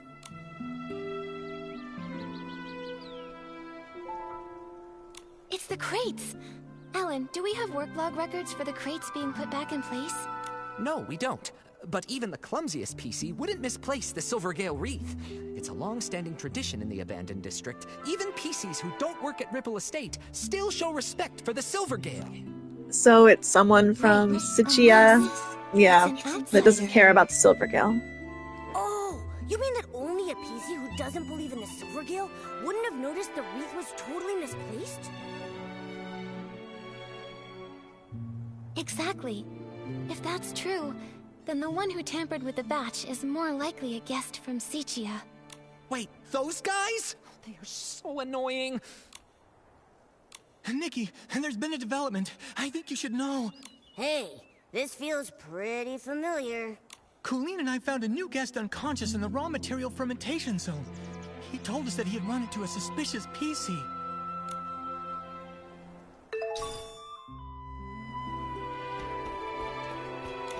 Pommy, what happened here? A guest was just attacked. On the day the Dawn's First Light detergent was poisoned, even after everyone slowly started to recover, Colleen was still a bit dizzy, but she insisted on doing the nightly tour as usual. She asked if I could accompany her. I was worried about her, so I agreed to go along. When we got near that area late at night, she suddenly asked, "Do your employees always come here to rest?" It was only then that I finally saw what was peeking out from the edge of the barrel. A button foot and a white glove. I leaned in closer. That's no lazy employee, I thought. Good thing you passed by in time. We took him to get patched up. Colleen often takes care of guests who pass out in the bar, so I left the injured PC in her care and rushed to find you. He's woken up now, and he said he's a talent scout from Sichia. He's probably the kind who hunts for big stars like Madame Julie. Ugh, all these poisonings and attacks. This is such a headache. Detective Nikki, only you and your sharp deductions can catch the culprit. Don't worry, we won't let you down, Pommy. Could you take us to see this new guest? The guest is also from Sichia. He arrived just before dawn yesterday, but he got lost while looking for a staff member to register.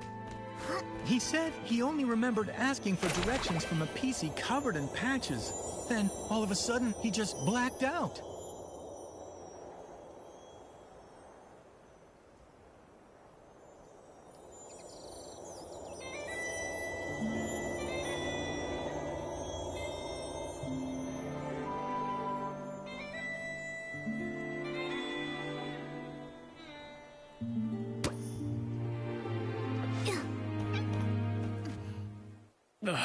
That was brutal. Is it really that painful? This is unbearable. The gaps in the fabric were packed with dirt, and each of the threads reeked of dust. I was able to wash my hands, but I just touched my portable detergent bottle. It's just dirt. It won't kill you. If you still have the energy to worry about washing your hands, I'd say you're recovering well. Benny, this is Nikki, and her little yellow friend down there is Momo. Hi, Benny. Don't worry. We'll catch the attacker for you. How are you feeling? Wait, are those... They're old wounds. When I pulled him out of the barrel, his threads were standing on end from fright. The gash was so massive, I figured another piece he had... Fortunately, another piece he just knocked into him pretty hard. No major injuries. He was out for a long time, but thanks to the Ribble Estate stitching skills, he's fine now. I'm glad it wasn't serious. How can I forget that? I arrived in the abandoned district just past midnight and missed the choo-choo train. But I'd visited long ago, so I knew I could float from Golden Field straight to Ripple Estate. I was doing that, but then I lost my way. It's been a while, and the stone trees changed so much. After I wandered around for a bit, I spotted someone and went to ask for directions. Did you see their face clearly? Just one glance was enough. They wore a dark green hat, had a pocket watch, and most terrifying of all, they were covered in irregular patches. When they noticed me, they charged straight at me. Next thing I knew, I woke up here. The day Benny mentioned was exactly the same day as when the Dawn's First Light detergent was poisoned. Right.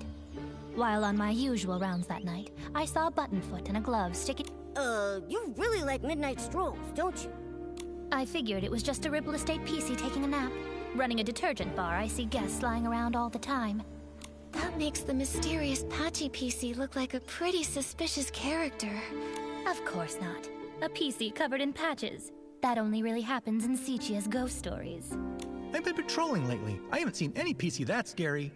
But I did ask Wendy. She confirmed to me that Benny had arrived in the abandoned district that evening. She also informed me that later on, she saw a strange-looking PC dart past. She couldn't stop them.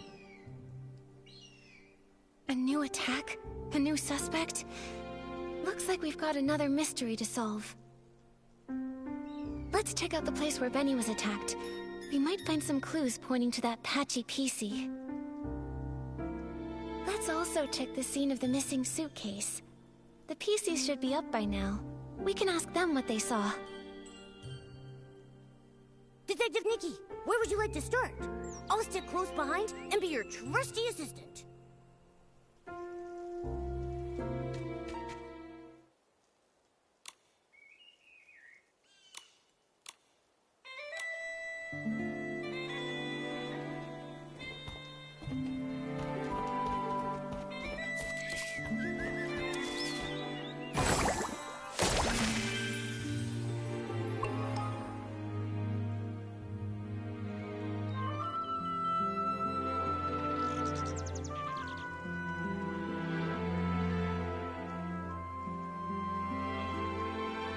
This place is far from the Ripple Estate's main boulevard. Seems like a pair of scissors. Scissors? Torn fabric?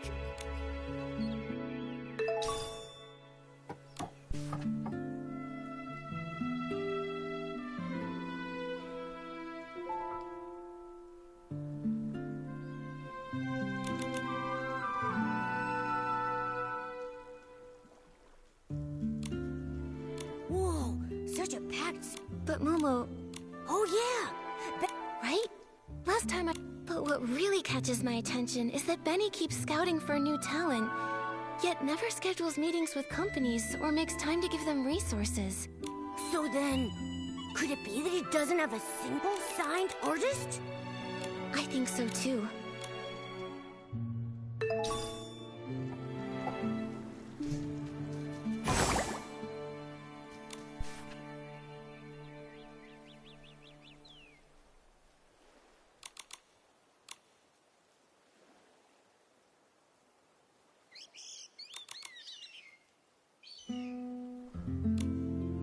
The materials in the fermentation zone have been normal lately, and Alan's analysis confirms it.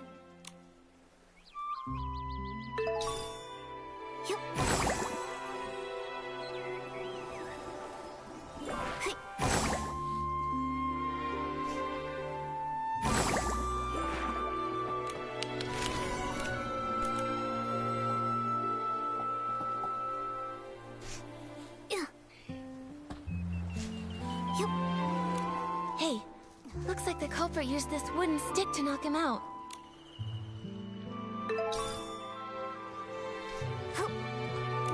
Look at these wood chips. They look like they fell here recently, and there are a bunch of loose threads caught on them. Huh. It seems like a PC crashed into that cracked barrel over there, and they knocked off the rotten planks in the process. Nikki, let's check the ground nearby for more wood chips. Poor Benny. His career's a mess. He came all the way to the Ripple Estate soiree seeking opportunity, and then while just asking for directions, he almost lost his life to a suspicious PC. Luckily, he's safe, and we've got more leads now. Benny reported that he had no external injuries, and the trail of wood chips, which means these wood chips weren't from the... Yep.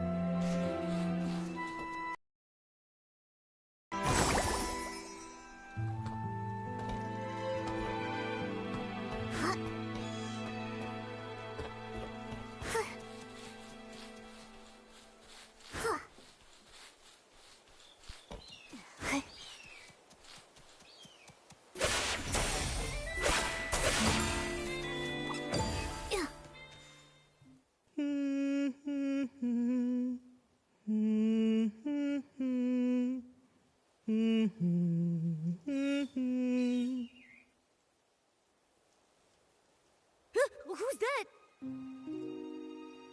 Mommy, sing something else. Looking for scraps of cloth. What a lovely piece I found. Oh, there. Don't cry, little one. Who's crying? No, don't! Help me, Mommy! Save me!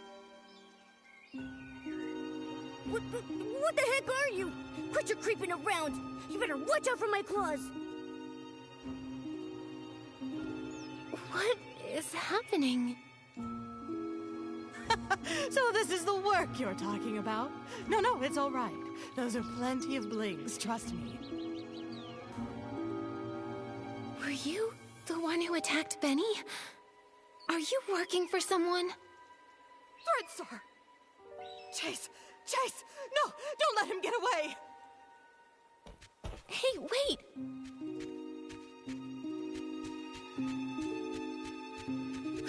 Wow, she's already gone! A hat, a pocket watch, and then she also had all those patches covering over half her body. She definitely has to be the PC who attacked Benny. But then, she also said something so strange. I couldn't make heads or tails of any of it. Exactly. She's rambling complete nonsense. Talking and talking without making a bit of sense. Wait a second. Nikki, look over there. I think she just dropped something. Let me see.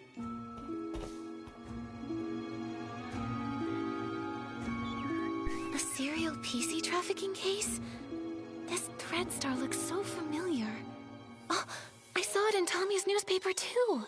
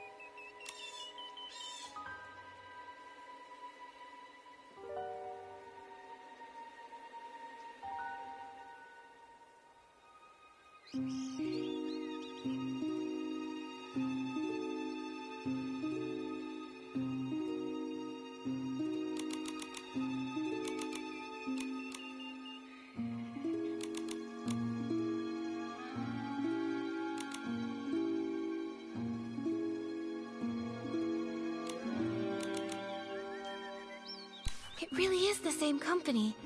When Cersei passed away, they were really famous, a hot name in stage costume rentals.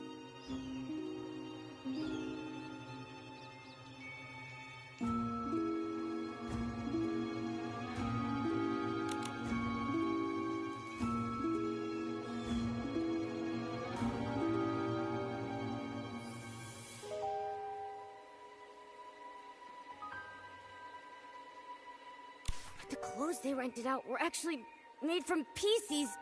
Ugh! That's so cruel! How could such an evil company exist? Luckily, the Kingdom Guards uncovered their plot. Without Operation Starstrike, who knows how many more PCs may have suffered.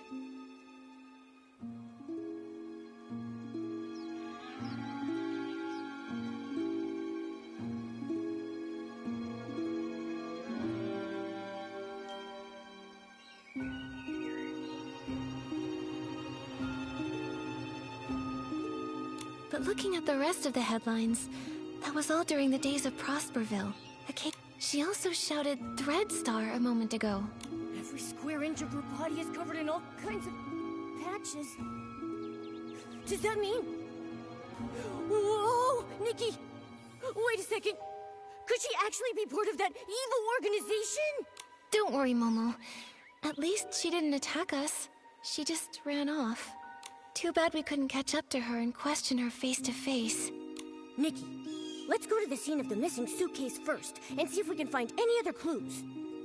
If it turns out this is connected to the mysterious Patchy PC, we'll ask everyone to help track her down and get to the bottom of it.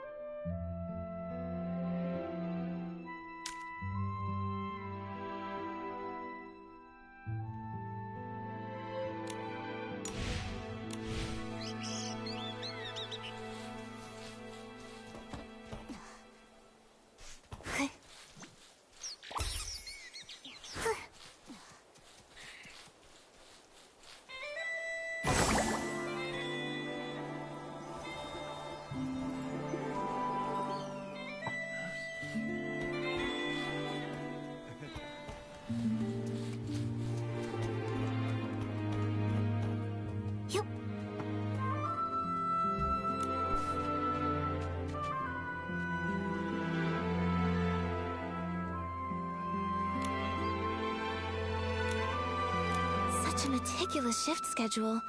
Totally. Looks like if the shifts had been normal. So that's why they spiked the dawn's first light.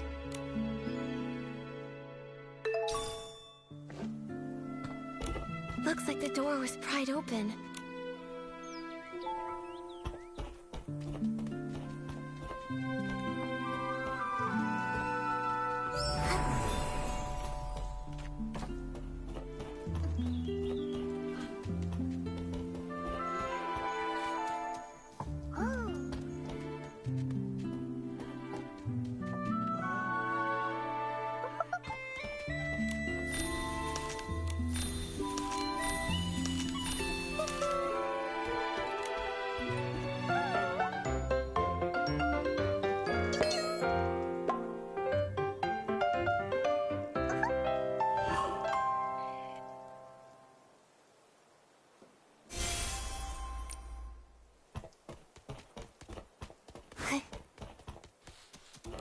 A few detergent bottles all lined up.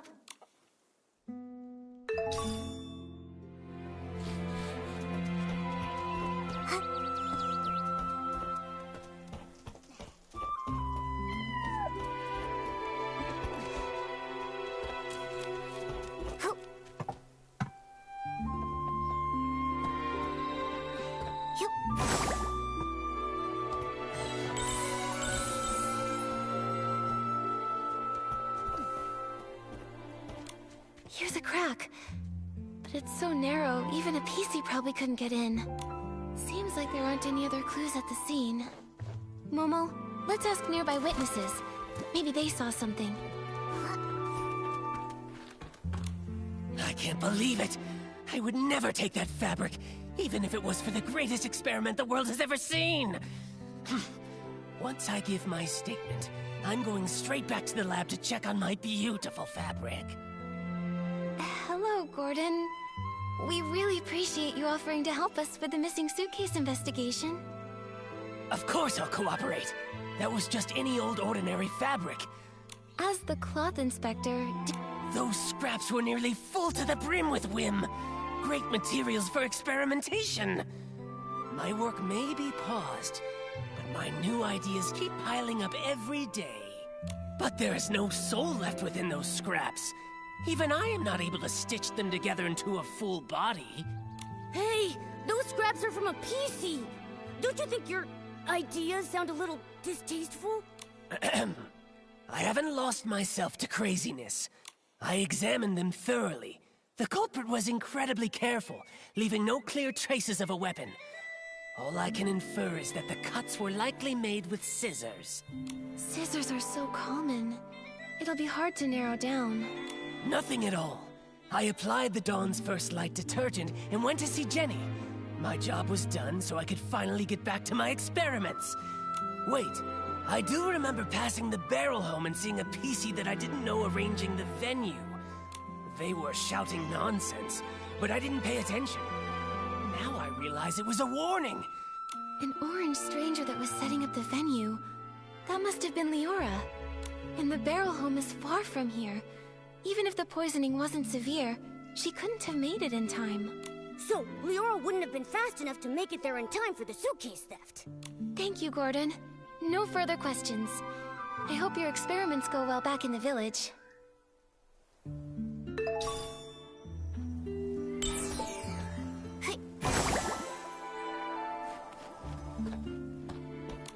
Ugh, so frustrating! Calm down, Squeaky. I got poisoned by the detergent, hallucinations swirling out of view. It's fine. There might be clues in your hallucination. Trying to remember. Let's see. Pressing juice with all my might, the fruit, it goes flying. What a sight! The fruit bag sprouts arms and legs, scurrying and scampering around in fright. The bag. It said its stone tree no longer had hanker fins, no matter how deep the water was. This hallucination, I honestly can't tell if it's supposed to be literal or abstract. But a bag with arms and legs, and it could talk. That makes sense, which can only mean that Squeaky probably saw the thief at some point. I shared the stage with the Sovereign of Sexy and showed off the art of juice pressing. But that sack screamed so loud, I completely lost the rhythm. The crowd ran away in fright. The other sack lost its fight. Fruits tumbling left and right, spilling all the juice that night. Don't be sad, Squeaky. All that juice, it was just a hallucination. It kept floating, upside down and round, but where it went, I never found. This is really strange, Nikki. Why would the thief move upside down? Could it maybe have something to do with how they committed the crime? I've got no clue.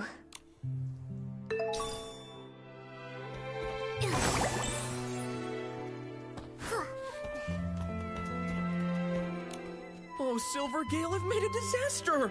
I worked so hard to stack the crates all neat and stylish. Now it's all ruined. I don't know how to fix this now. It's such a mess. Hello, Belford. No, nothing strange happened. Except me. I was a strange one. When I got poisoned, I completely messed up the cargo. And of course I was transporting the trendiest super-duper Pome detergent. Oh, if only I hadn't thought this Dawn's First Light detergent was the trendiest thing those PCs in Sichia had never even glimpsed. I went and slathered on 3 whole bottles at once. Oh man, you really got poisoned, huh? But I gotta say, not every PC gets a chance to see hallucinations as fashionable as mine. I was striking a pose on a catapult seal, when suddenly, boom! 2 red suns lit the sky, with a huge orange one too! The Stoneheart burst into crackling fireworks just for me! And that scent was otherworldly! Well, hallucinations can be like that. There's nothing here that connects to the missing suitcase. You're asking the right PC. I've been delivering loads and loads of detergent recently, and not sure why, but that so-called center stage star from Sichi has been pacing around here. He's muttering to himself so theatrically that his fabric looks wrinkled. Was it Leon? Maybe he was caught up with mourning again. Probably best not to imitate him right now. Momo, let's question some of the other witnesses. Nikki, let's report both of these scenes to Jenny first. Maybe we can look at all the facts and figure out a new lead together.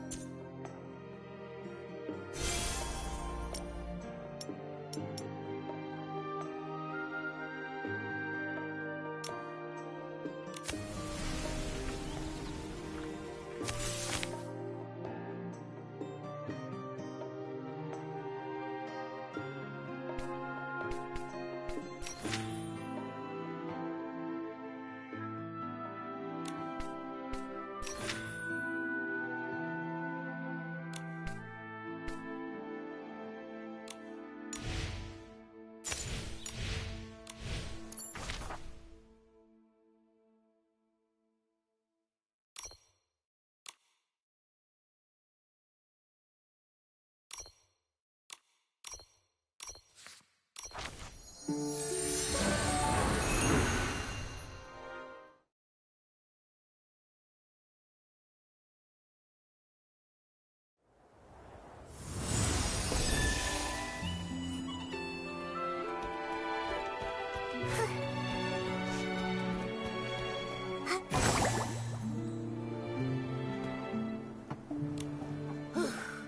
Dawn's first light prep area, the site of Benny's attack, the missing suitcase scene. We finally investigated them all. Wow, I am exhausted. Well, Momo, now you know. Being a detective isn't easy after all, huh? Thank you.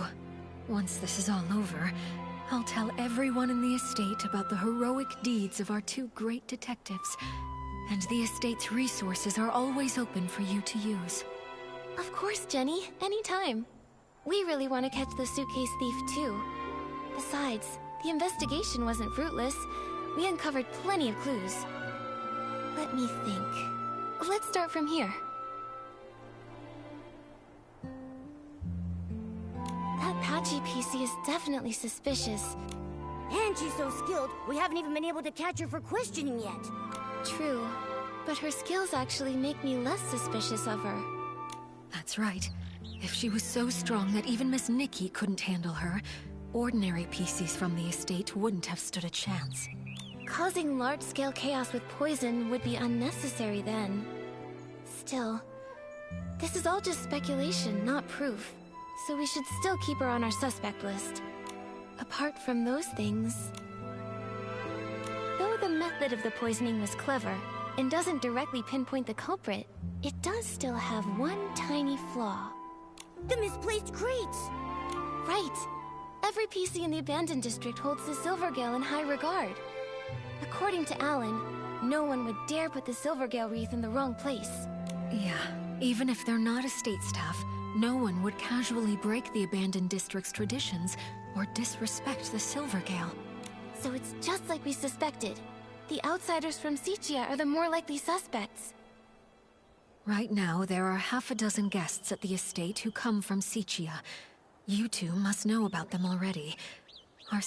Apart from those things...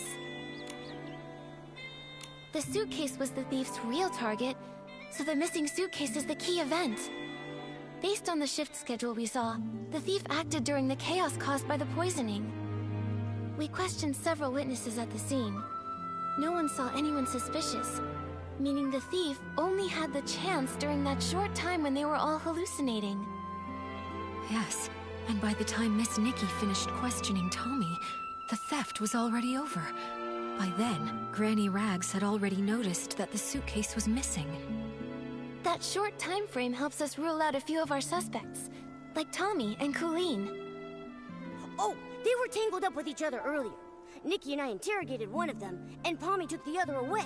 It couldn't have been them. Exactly. Also, according to Gordon's testimony, Leora was poisoned on the other side of the Ripple estate, so she's off the suspect list for now. And as for Benny, judging by the state Colleen and Palmy found him in, he was unconscious all along and couldn't have done it.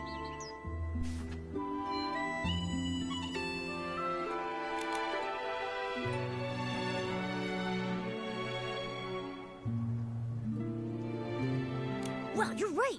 This means that only Mr. Leon and the mysterious Patchy PC had the opportunity to commit the crime. Well then, because Miss Nikki, I mean Detective Nikki, thinks the Patchy PC is less suspicious, I'll represent Ripple Estate and invite Mr. Leon for a talk.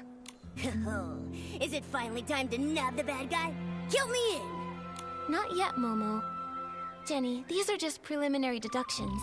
If we rush to arrest Mr. Leon now, we might alert the culprit, or worse, harm an innocent PC. I think Momo and I should have a little chat with him first. He might slip up in the conversation and say something that matches the suspect that witnesses saw in their hallucinations.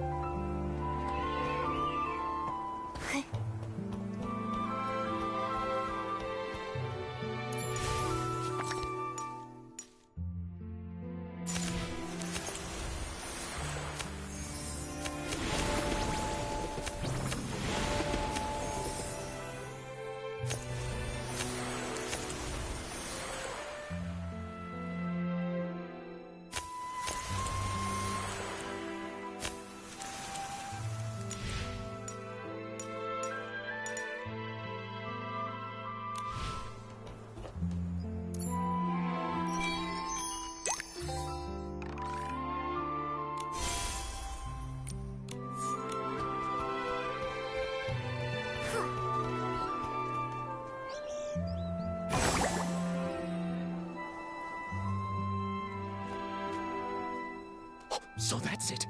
You all want to erase this misunderstood, imperfect, ugly me. But from this moment on, my art is no longer an act. It is existence itself. Excuse us, Mr. Leon. Could we ask you a few questions? An interview? I oblige. You could call it that. We just want to ask what you were doing when all the PCs were poisoned. Normally, I'd be by the window, watching the sunset. The break of day. You see, an artist's mind will always paint in a few more details that extend beyond reality. Didn't you get a bottle of Dawn's First Light? Let me smell! Let me smell! Oh, goodness. Wait. I remember now. I went to get my bottle of detergent, then headed back to the barrel home to meditate, and to draw myself a bath. After all, I'm a seasoned artist from Sicia who once shared the stage with Juliet and Cersei. I must stay elegant at all times. In that case, you must have fallen into hallucinations too. Oh, if you don't mind, what did you see? That has nothing to do with the case, does it? I was alone the whole time. I saw nothing. All right. Please rest up, Mr. Leon. We'll go ask the others. Wait. Those were just hallucinations. Nothing worth asking about, right? Oh, but Pommy was awake at the time. Gordon has been deep in his research for many years, so he might have ways to stay alert. Yeah, you're right. We'll be sure to ask every single one of them, and we'll question a second time, just to be sure. Hold on! If I'm honest, that wasn't the truth. After washing myself using the detergent, I went to, the suitcase storage area. What for? Don't tell me you were up to something shady. An artist's inspiration is not a dirty trick. I only went there to drown myself with sorrow after losing Julie, to give myself space to feel. As the scent of detergent lingered, I used those new sensations to reimagine the climactic scene of Act 7. Mr. Leon, could you recreate the scene for us? Your art could really help our investigation. Oh, but of course! I see the twinkle of true artistic yearning in your eyes. Now behold, Act 7 of The Fool's Submission! Oh, Nikki and I have never seen a live Sicilian performance before. Mr. Leon, your show was amazing. Would you let me take a photo to remember it?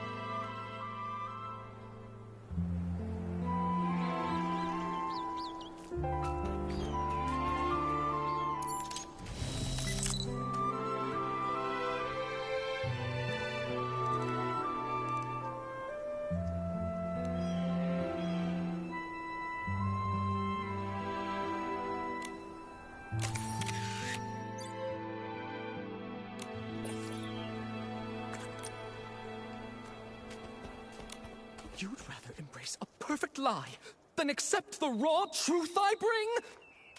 Well, what is it? Do you not feel your hearts being moved by my words? What a performance! He's so full of conviction. And very helpful to our investigation. Looks like your shadow is an upside-down PC, just like the witnesses said. What? Who dares desecrate my art? Attempted murder upon the artistic spirit! Was it that lady guarding the suitcase? Or that clumsy little rascal hauling all those bottles and jars? Could it be Leora? The tragedy of Sicia! A betrayal from a fellow country spirit cuts deeper than the booze of the crowd! Whoa, calm down. Nope, it wasn't Leora. But can I ask why you would assume it was her? Don't tell me that you saw her near the suitcase storage area at the time. Of course! I had no intention of playing the harsh critic, but that scene was more absurd than any absurdist play in existence. Beside that stage I so carefully set, two bumbling performers, Leora and that clumsy rascal, came staggering out like little marionettes with their strings cut.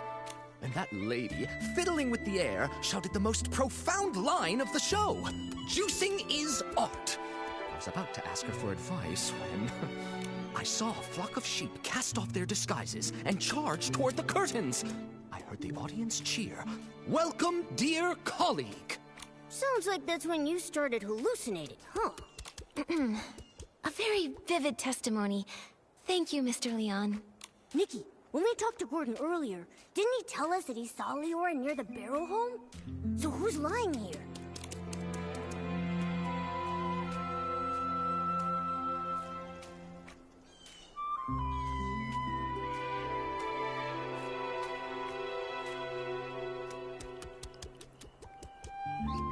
It's Gordon who's lying. Also present at the scene back then were Squeaky and Belford.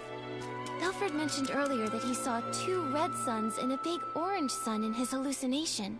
If that's referring to Leora's red glasses and her bright orange hair, it all makes sense. I knew it! I knew it! I knew it! Why would that experiment I knew it. guy give Leora a false alibi? He doesn't. Who says he doesn't? Momo, let's follow him and see if anything is out of the ordinary. We just have to be careful not to alert him. I can't believe that Gordon would help a PC from Sichia cover up evidence. They must be hiding some kind of shared secret. If we ask him directly, he might not tell us anything. We should be sure to tail him for a while first. Okay, so Leora is suspicious, as I thought. I mean, it's kind of obvious. She has such a distinct design. She's just a little suspicious. Anyway, I'm really glad that this quest, this event is permanent, because I'm not going to finish it today. And it looks like I've gotten every reward that I could get, and the rest will be there permanently as well, so I've had a really good time with this event. It's been a good day.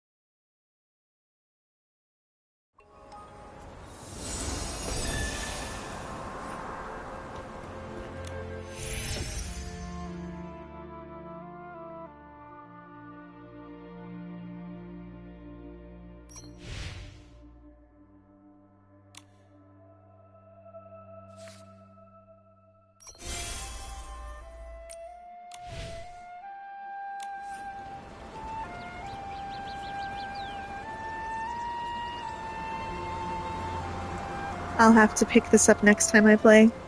I don't think there's any point in starting another quest line. Let me double check the rewards, but looks like we're good. I'm done resonating.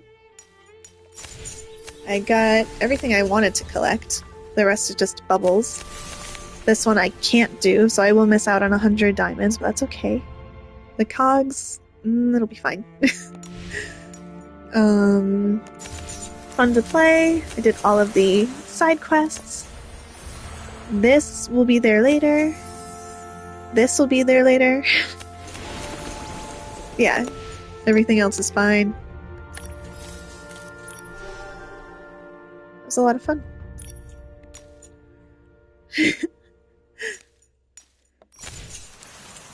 Okay.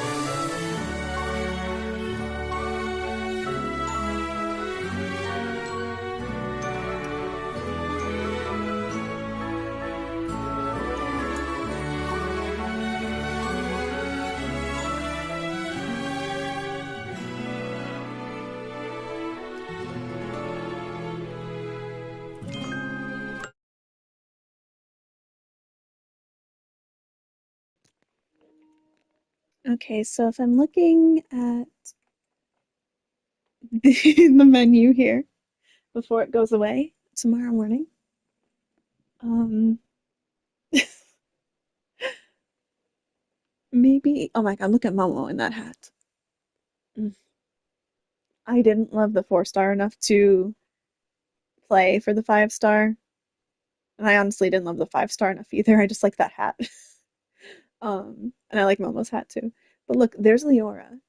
I think that was her name, right? And if she's in the menu, does that mean she's bad or good?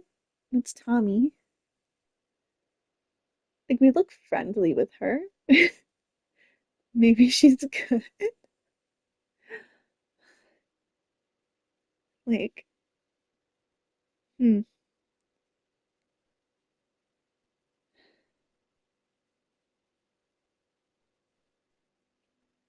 They're so cute. What does she have in her hand? Oh, a big ring. Hmm. I didn't expect a whole plot about PCs being turned into clothes, but it makes sense.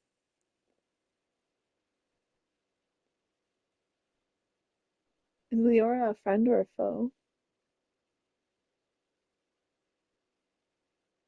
Maybe she's featured because she is the villain? Or maybe she'll help catch the villain? I love this train, it's so cool. Part of me wishes I had more time to play today. Um, Maybe if I'd pushed it a little bit more in the morning, but then I would have had to rush the ending anyway, and that might have sucked. So I think it's all worked out for the best.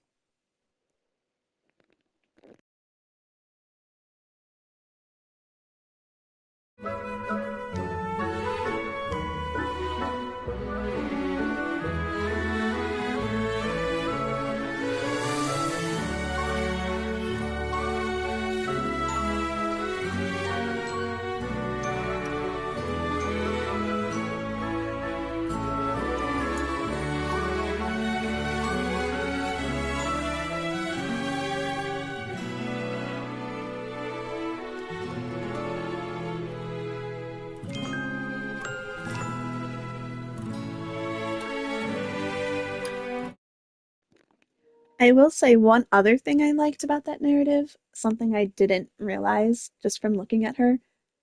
Julie isn't wearing like a fur stole. Like I thought she was wearing fur. She's wearing straw, like the wheat harvested from, the PC's fields. And I think that is super cool. It's just very thematically appropriate, and I appreciate it.